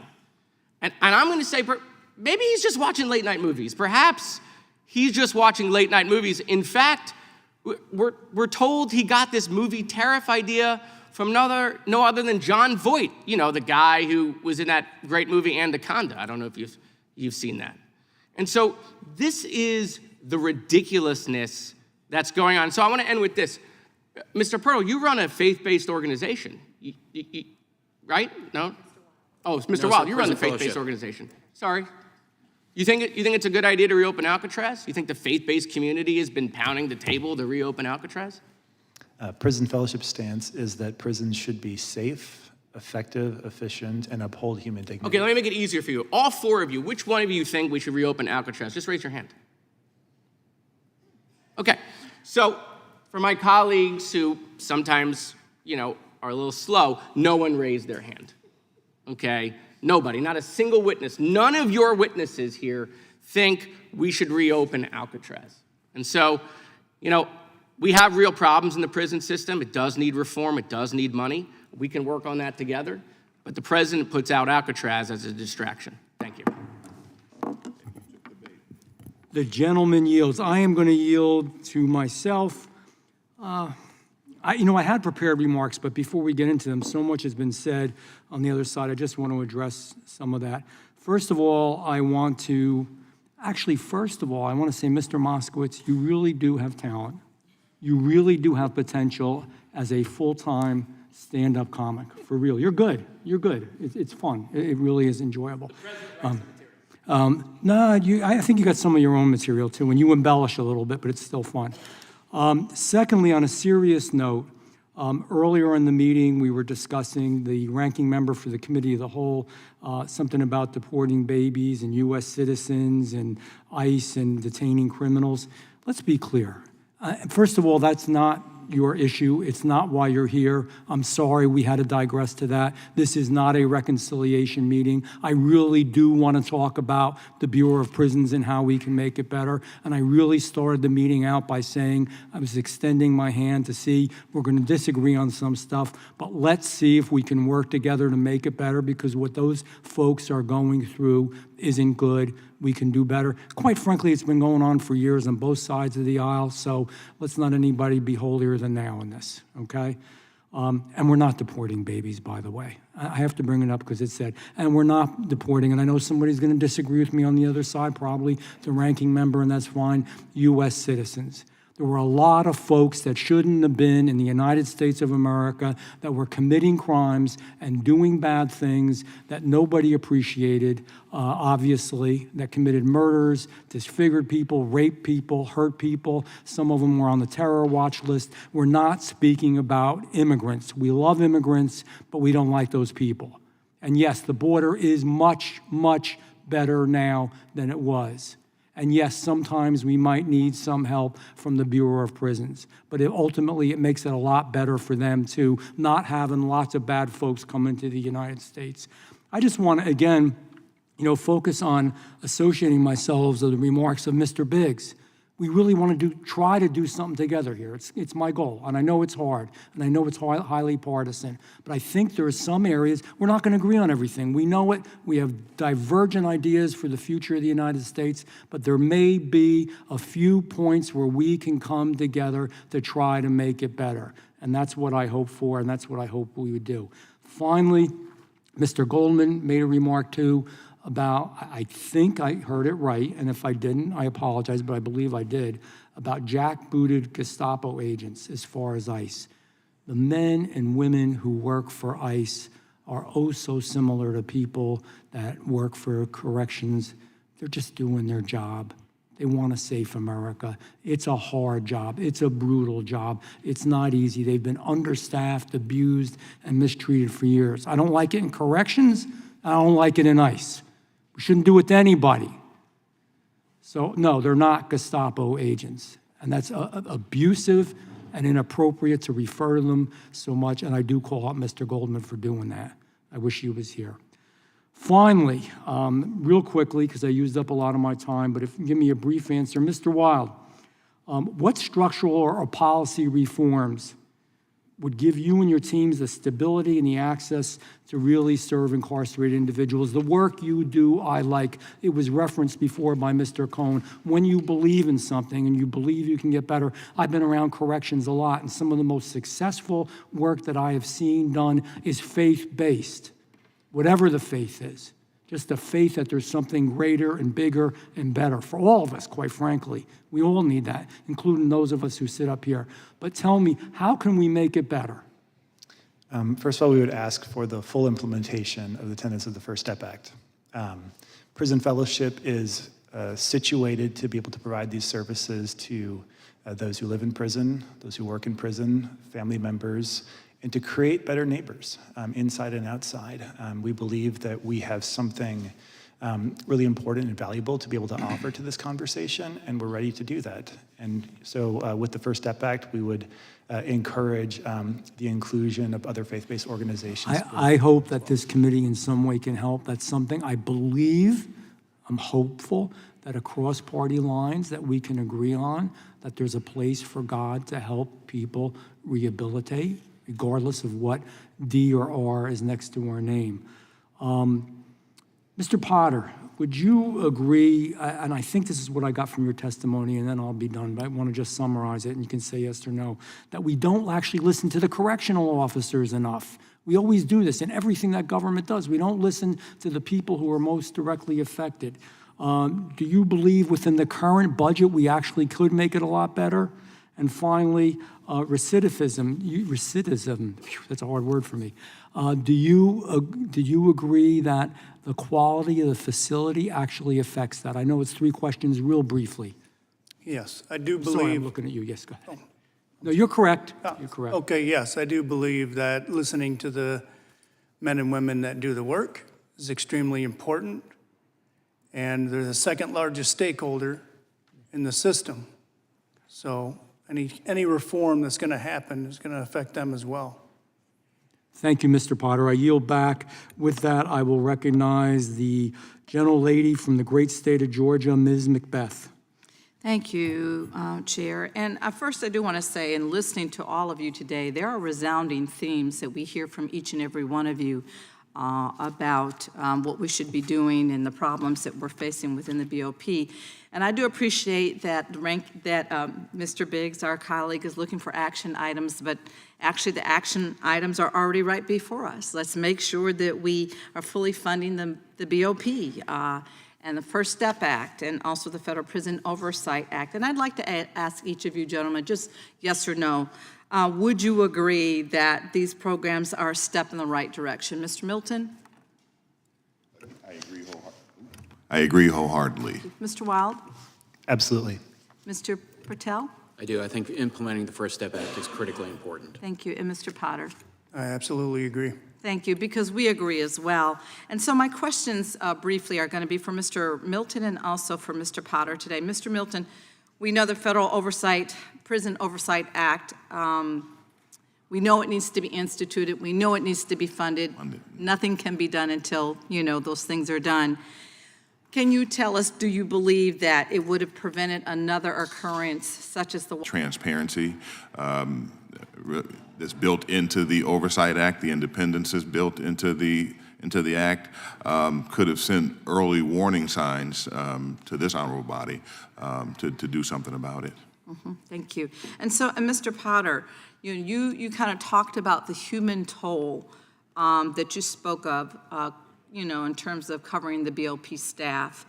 Can you kind of talk about the solutions that we might be able to encapsulate, to find these solutions? What can we do basically to kind of improve the mental health and the wellness of, our corrections officers and staff that are in the BOP? I think in any good wellness program, the employees have to be able to help create what that looks like for them.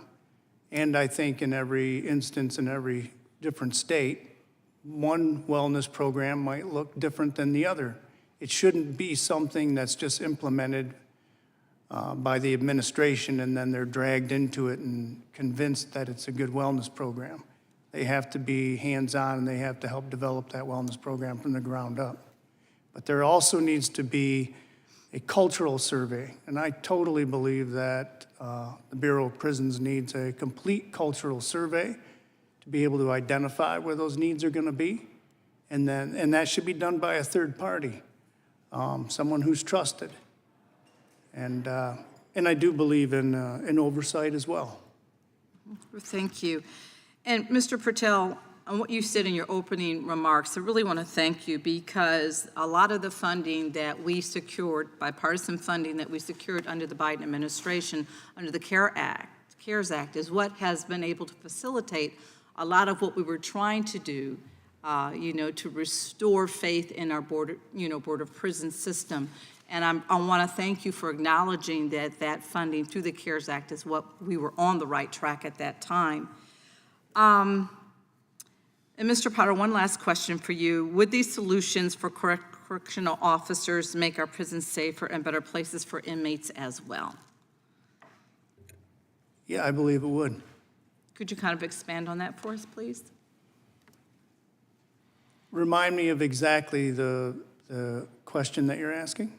Okay, so the solutions that you spoke about in terms of really helping to support and covering the Board of Prison staff to kind of improve the mental health problems that we have with our staff in the Board of Prisons and our correction officers. Would these solutions for our correctional officers make our prisons safer and better places for inmates as well? Yes, thank you. I do believe it would because when someone comes to work and they're healthier, they're going to conduct their jobs in a much different way. I think when people come in and they're exhausted and they're not healthy, they're not going to be able to do the kinds of things we're asking them to do when it comes to helping those incarcerated find success as they leave. So I do think it makes a direct impact on how somebody comes to work and how they're treated in their mental health state. So in closing, we're hearing from every witness here, whether invited by the Republicans or the Democrats, all of you are calling on us to get BOP the funding that it needs, fully implement the First Step Act, and fund the Federal Prison Oversight Act. And I thank you for that. I yield back. Gentlelady yields. I recognize the gentleman from the great state of Missouri. And Mr. Chair, before Mr. we do Ronder. that, I've got a UC, unanimous consent request. Without Okay. objection. What happens with U.S. citizen children caught up in Trump's deportation Without push? objection. That's a CNN article. I've got another one. It says newborn U.S. citizen and Guatemalan mom detained. Without objection. That's an NBC article. And my last one is judge says 2-year-old U.S. citizen appears to have been deported with no meaningful process. Without objection. Political article. Thank you so much, Mr. Mr. Chairman, I have a UC as well. Without objection. Yeah, Federal Women's Prison in California plagued by rampant sexual abuse to close. Thanks. Without objection. Mr. Ronder, you're going to get your chance. Thank you, Mr. Chairman. Well, Mr. Dr. Ronder, I guess I should say. Thank you, Mr. Chairman. Mr. Chairman, you had Mr. Goldman's quotes slightly off. You quoted him as saying jackbooted Gestapo agents. No, he called our hardworking men and women of ICE masked Gestapo agents. And you know, with that kind of attitude toward federal law enforcement, no wonder in 2023, the Bureau of Prisons had a 21% unfilled position rate. But in 2022, the California Department of Corrections report found that 34% of transgender offenders who requested transfer to women's prisons were registered sex offenders. In the UK, that was more than 70%.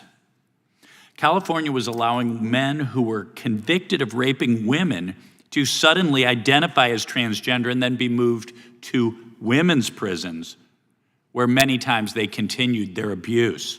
Female inmates like Dana Gray, who woke up in the middle of the night to a 6'1" male roommate pushing his intact genitalia in her face.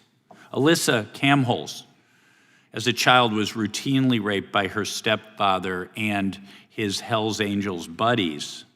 She eventually was convicted and sentenced to prison under the Three Strikes Act, and she referred to prison, federal prison, as her safe space where men couldn't hurt her anymore. But then, California prison. That was until one of the men who was among the abusers was placed in her room at Central California Women's Facility. The same prison had placed condoms in every day room. The issue of men in women's prisons, the United States is behind the times. In the UK in 2023, there was a reversal, of course, and the UK banned so-called transgender women who have male genitalia from being placed in women's prisons. During the debate in the UK, a prison manager was on record saying that the majority of transgender women, so-called, began identifying as transgender after they interacted with the criminal justice system. You would think that the 2003 law, the Prison Rape Elimination Act, would protect female inmates from male abusers. But the Obama administration perversely used this very law as authority when he introduced a policy through the Transgender Offender Manual that required an inmate's transgender status to be considered when deciding whether to place them in a women's prison.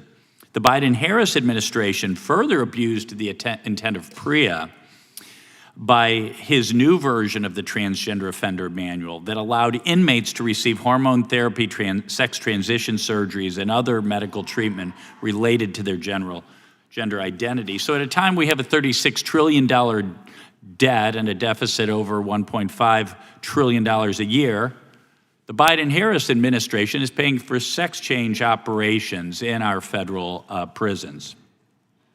So I would ask each of you, in your opinion first, Mr. Potter, Does allowing men identifying as women to serve in women's prisons make prison rape more or less likely?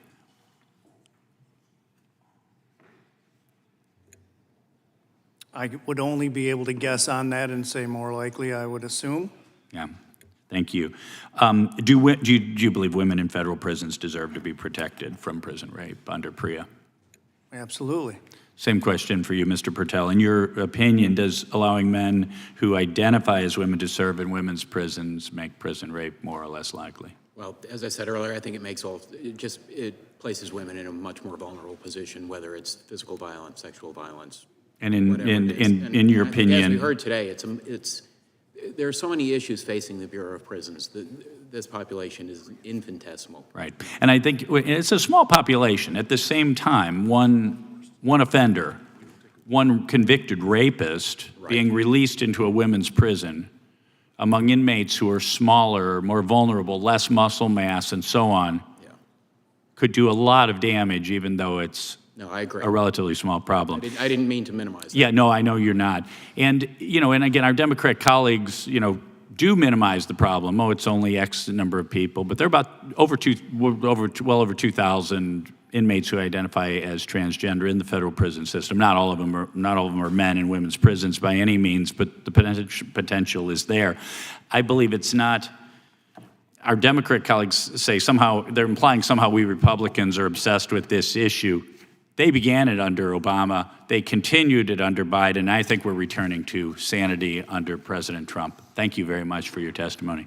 I yield back. Gentleman yields back. I recognize the ranking member of the committee, Ms. Crockett from Texas. And Mr. Chair, before I begin, I've got 2 UCs. Video shows masked ICE agents detain 2 outside Douglas County Courthouse. Without objection? And ICE agents in ski masks snatch migrant out of lawyer's car. Without objection. Thank you so much. Mr. Chairman, I have a UC. Without objection? Yeah, Department of Justice statement by Colette S. Peters, Director, Federal Bureau of Prisons, into this committee, July 23rd, 2024. Without objection. I now recognize Ms. Crockett. Thank you so much, Mr. Chair. Okay, I don't really know where to begin. We've got a lot of ground to cover in about 5 minutes, so let's go. I've got 3 statements that I want to know if you agree or disagree with, and I want to just go down the row. Yes or no? Does cutting pay typically assist in recruiting a workforce? Yes or no? No. No. Generally, no. No. Thank you. It sounds like a low IQ implementation to me. So let's go to the next one. Does poor working conditions assist with recruitment? Yes or no? No. No. No. No. Sounds like another low IQ implementation to me. And finally, I'm going to start with Mr. Potter because I don't know how this is going to go. Does union busting help with recruitment? No. I know nothing about unions whatsoever. I'm Okay. sorry. I don't know anything about unions either. Okay. No. Okay, so again, another low IQ implementation. I just want to be clear that the American people should know that these are all Trump 2.0 policies. So when we say that he's failed, let me tell you, we got receipts, and those are some of the receipts. So when we start talking about this pay, I think that we've talked about the fact that there was a 25%, up to a 25% cut in recruitment bonuses or retention bonuses, but I want to make sure that people understand the numbers. I want y'all to know what the numbers are. It looks like on average in 2023, the average CO for the BOP made $57,000. So now we're talking about potentially up to a 25% cut in that. Now let's transpose that with what they don't want to talk about is what we did last week, which was reconciliation, where in their bill, they decided that they wanted to add this big number as an increase for bonuses for ICE agents. What that translated to was bonuses of approximately $44,000 for each ICE agent. So we're talking about ICE agents getting an additional $44,000 per person, while on average, when we talk about our COs at the BOP only making $57,000 and talking about cutting up to 25% of that. That is why we're outraged. That is why we say that this is a joke, because you can't sit here and continuously underfund an agency and then expect it to overperform. So let's talk about the underfunding.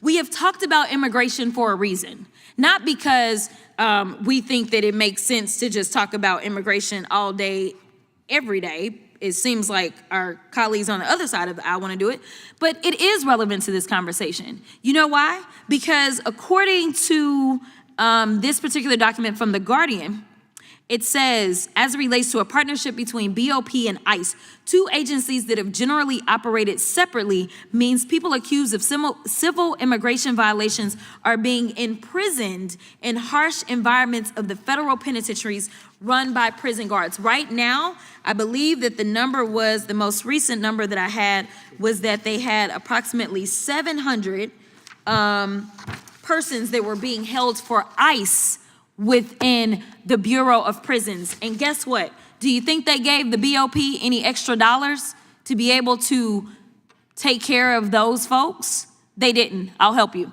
It says Congress provided no increase to the BOP's salaries and expenses account in fiscal year 2024, despite the staffing crisis that has been linked to prisoner deaths and a cascade of operational problems at the agency.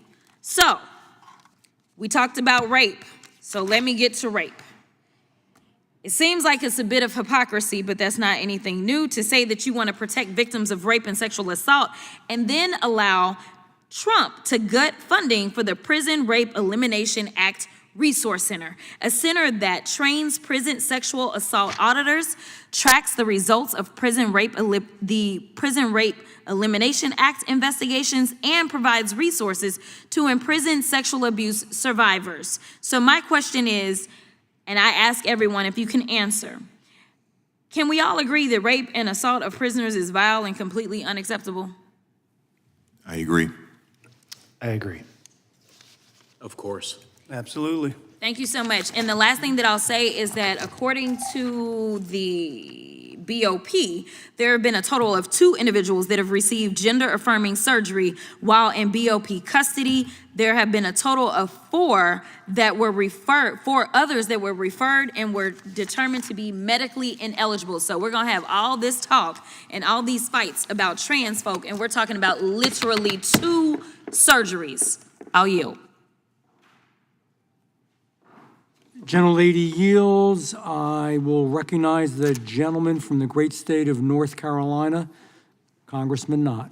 Thank you, Mr. Chairman. In response to what we just heard, I think that the discussion on immigration is relevant for a number of reasons, many of which were not mentioned by Ms. Crockett. It's by some estimates concluded that the previous administration spent hundreds of billions of dollars on illegal immigration. And the discussion that we are having today centers on 10, 20, maybe even $30 billion. The previous administration spent money on educating, transporting, medicating, housing illegal immigrants at the taxpayer's expense and, as we now know, the Bureau of Prisons' expense. It's a disgrace. You all are due more funding, sure. Illegal immigrants are due far less funding. But, you know, one of the points that I'm hearing over and over and over today is the point about the need to rehabilitate. And while that is certainly one consideration that we should all be focused on, perhaps the main point of consideration that the Bureau of Prisons is there for is to protect the American citizens from dangerous criminals. Yes, rehabilitation of the criminal is key, but protection of the public is first and foremost. And to that end, one of the unfortunate realities that we have in this country is that we have a tremendous crime problem. Just as one example, in the year 1990, just 4,500 people died because of drug overdoses.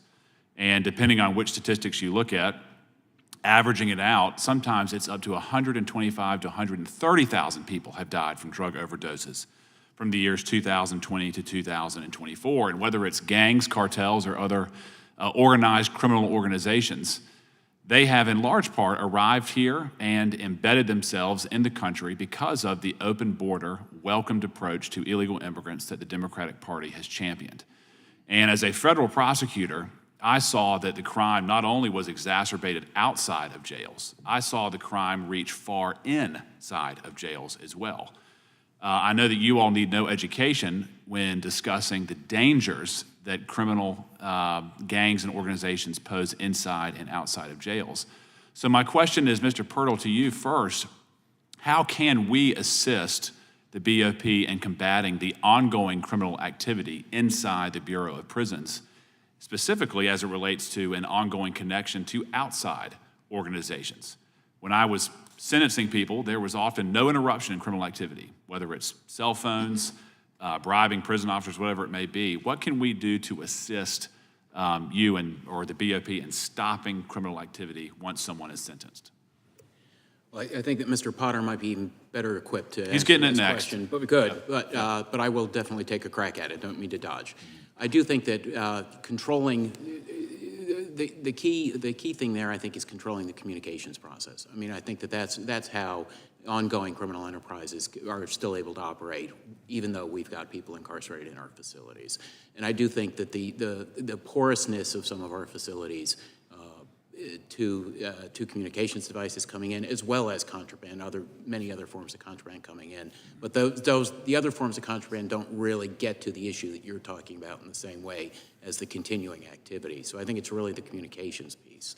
And I think that that's a combination of better security within the facilities. It's probably technological fixes as well in terms of what you can do in terms of signal damping and things like that. Mr. Potter, same question. Yeah, I would agree with everything that's been said. There's a lot of mechanisms you can use to prevent something from coming in and detect it once it's in.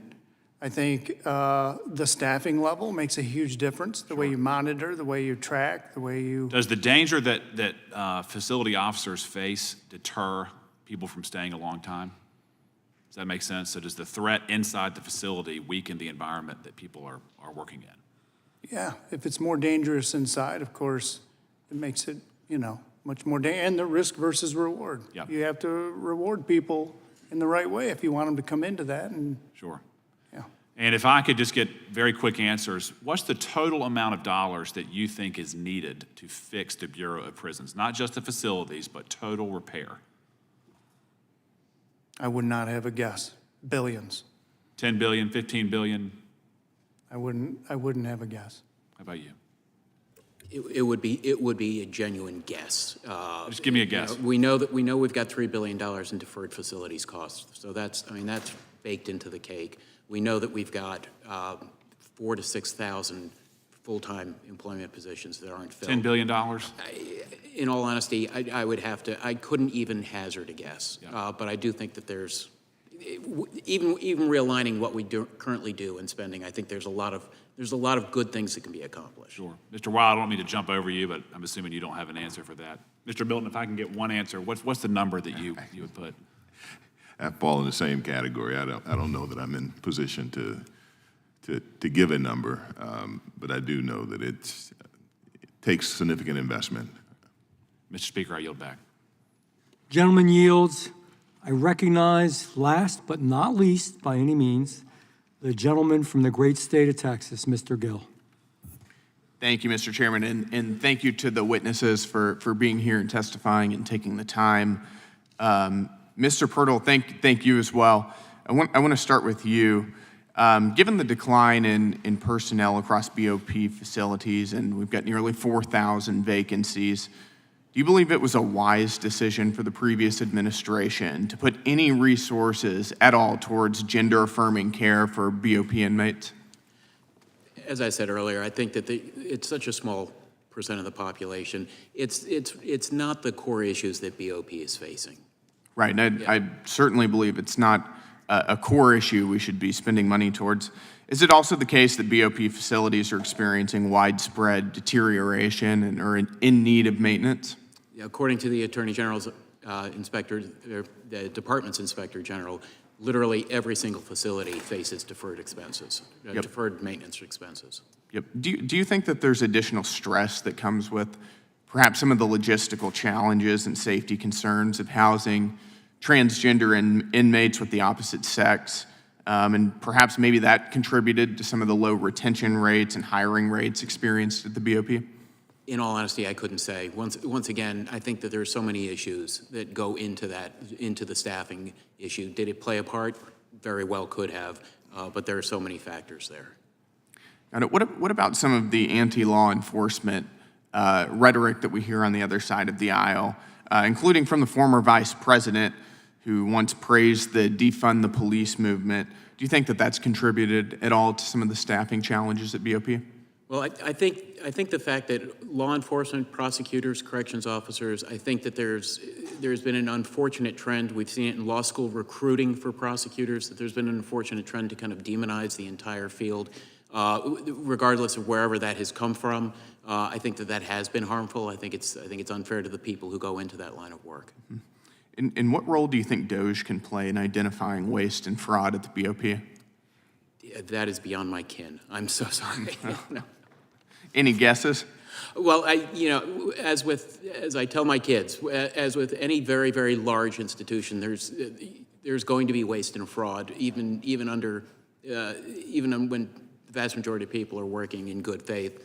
Mm-hmm. It never hurts. It's always good to pop the hood and check the oil and take a look at what's going on. So I think that the DOJ process I think it may turn out to be very, very beneficial. I think a lot of it is going to be able to inform you in your oversight activities to make decisions going forward. Got it. Thank you very much. And Mr.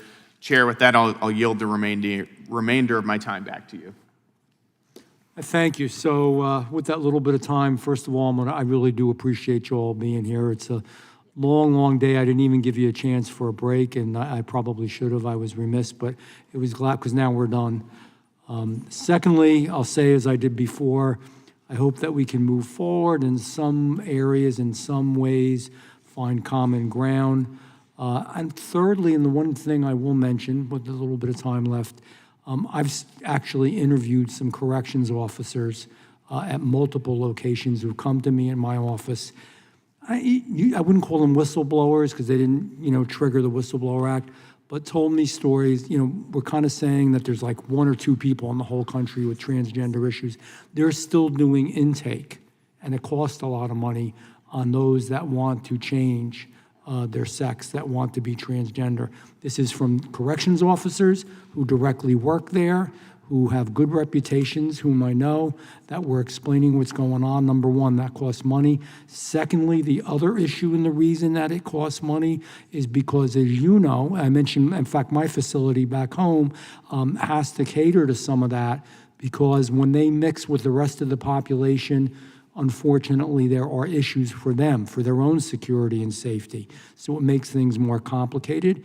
It makes issues, more violence is prone to happen, and it also costs more because of the specialization they need, both medical, if they go through it all the way, as well as correctional. In other words, they need more protection, and they need to have special status and special help. So yeah, it does cost money, and no, it's not just like one person in all 50 states. It's not.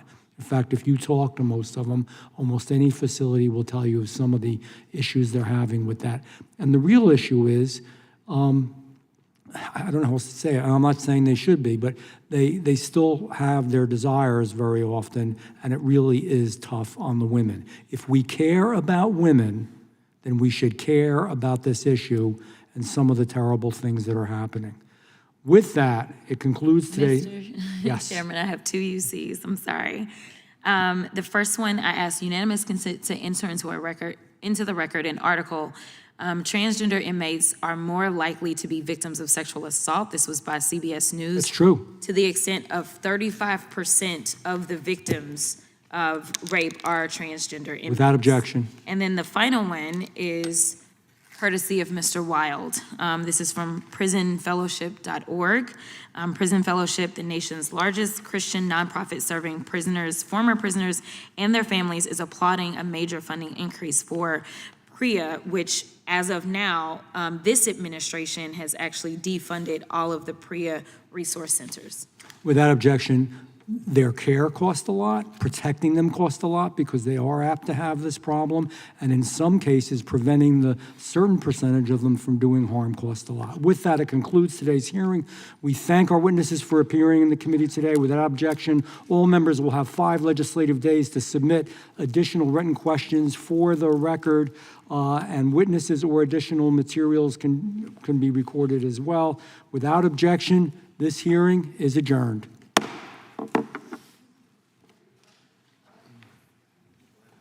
Do you get to keep your plaque or your placard?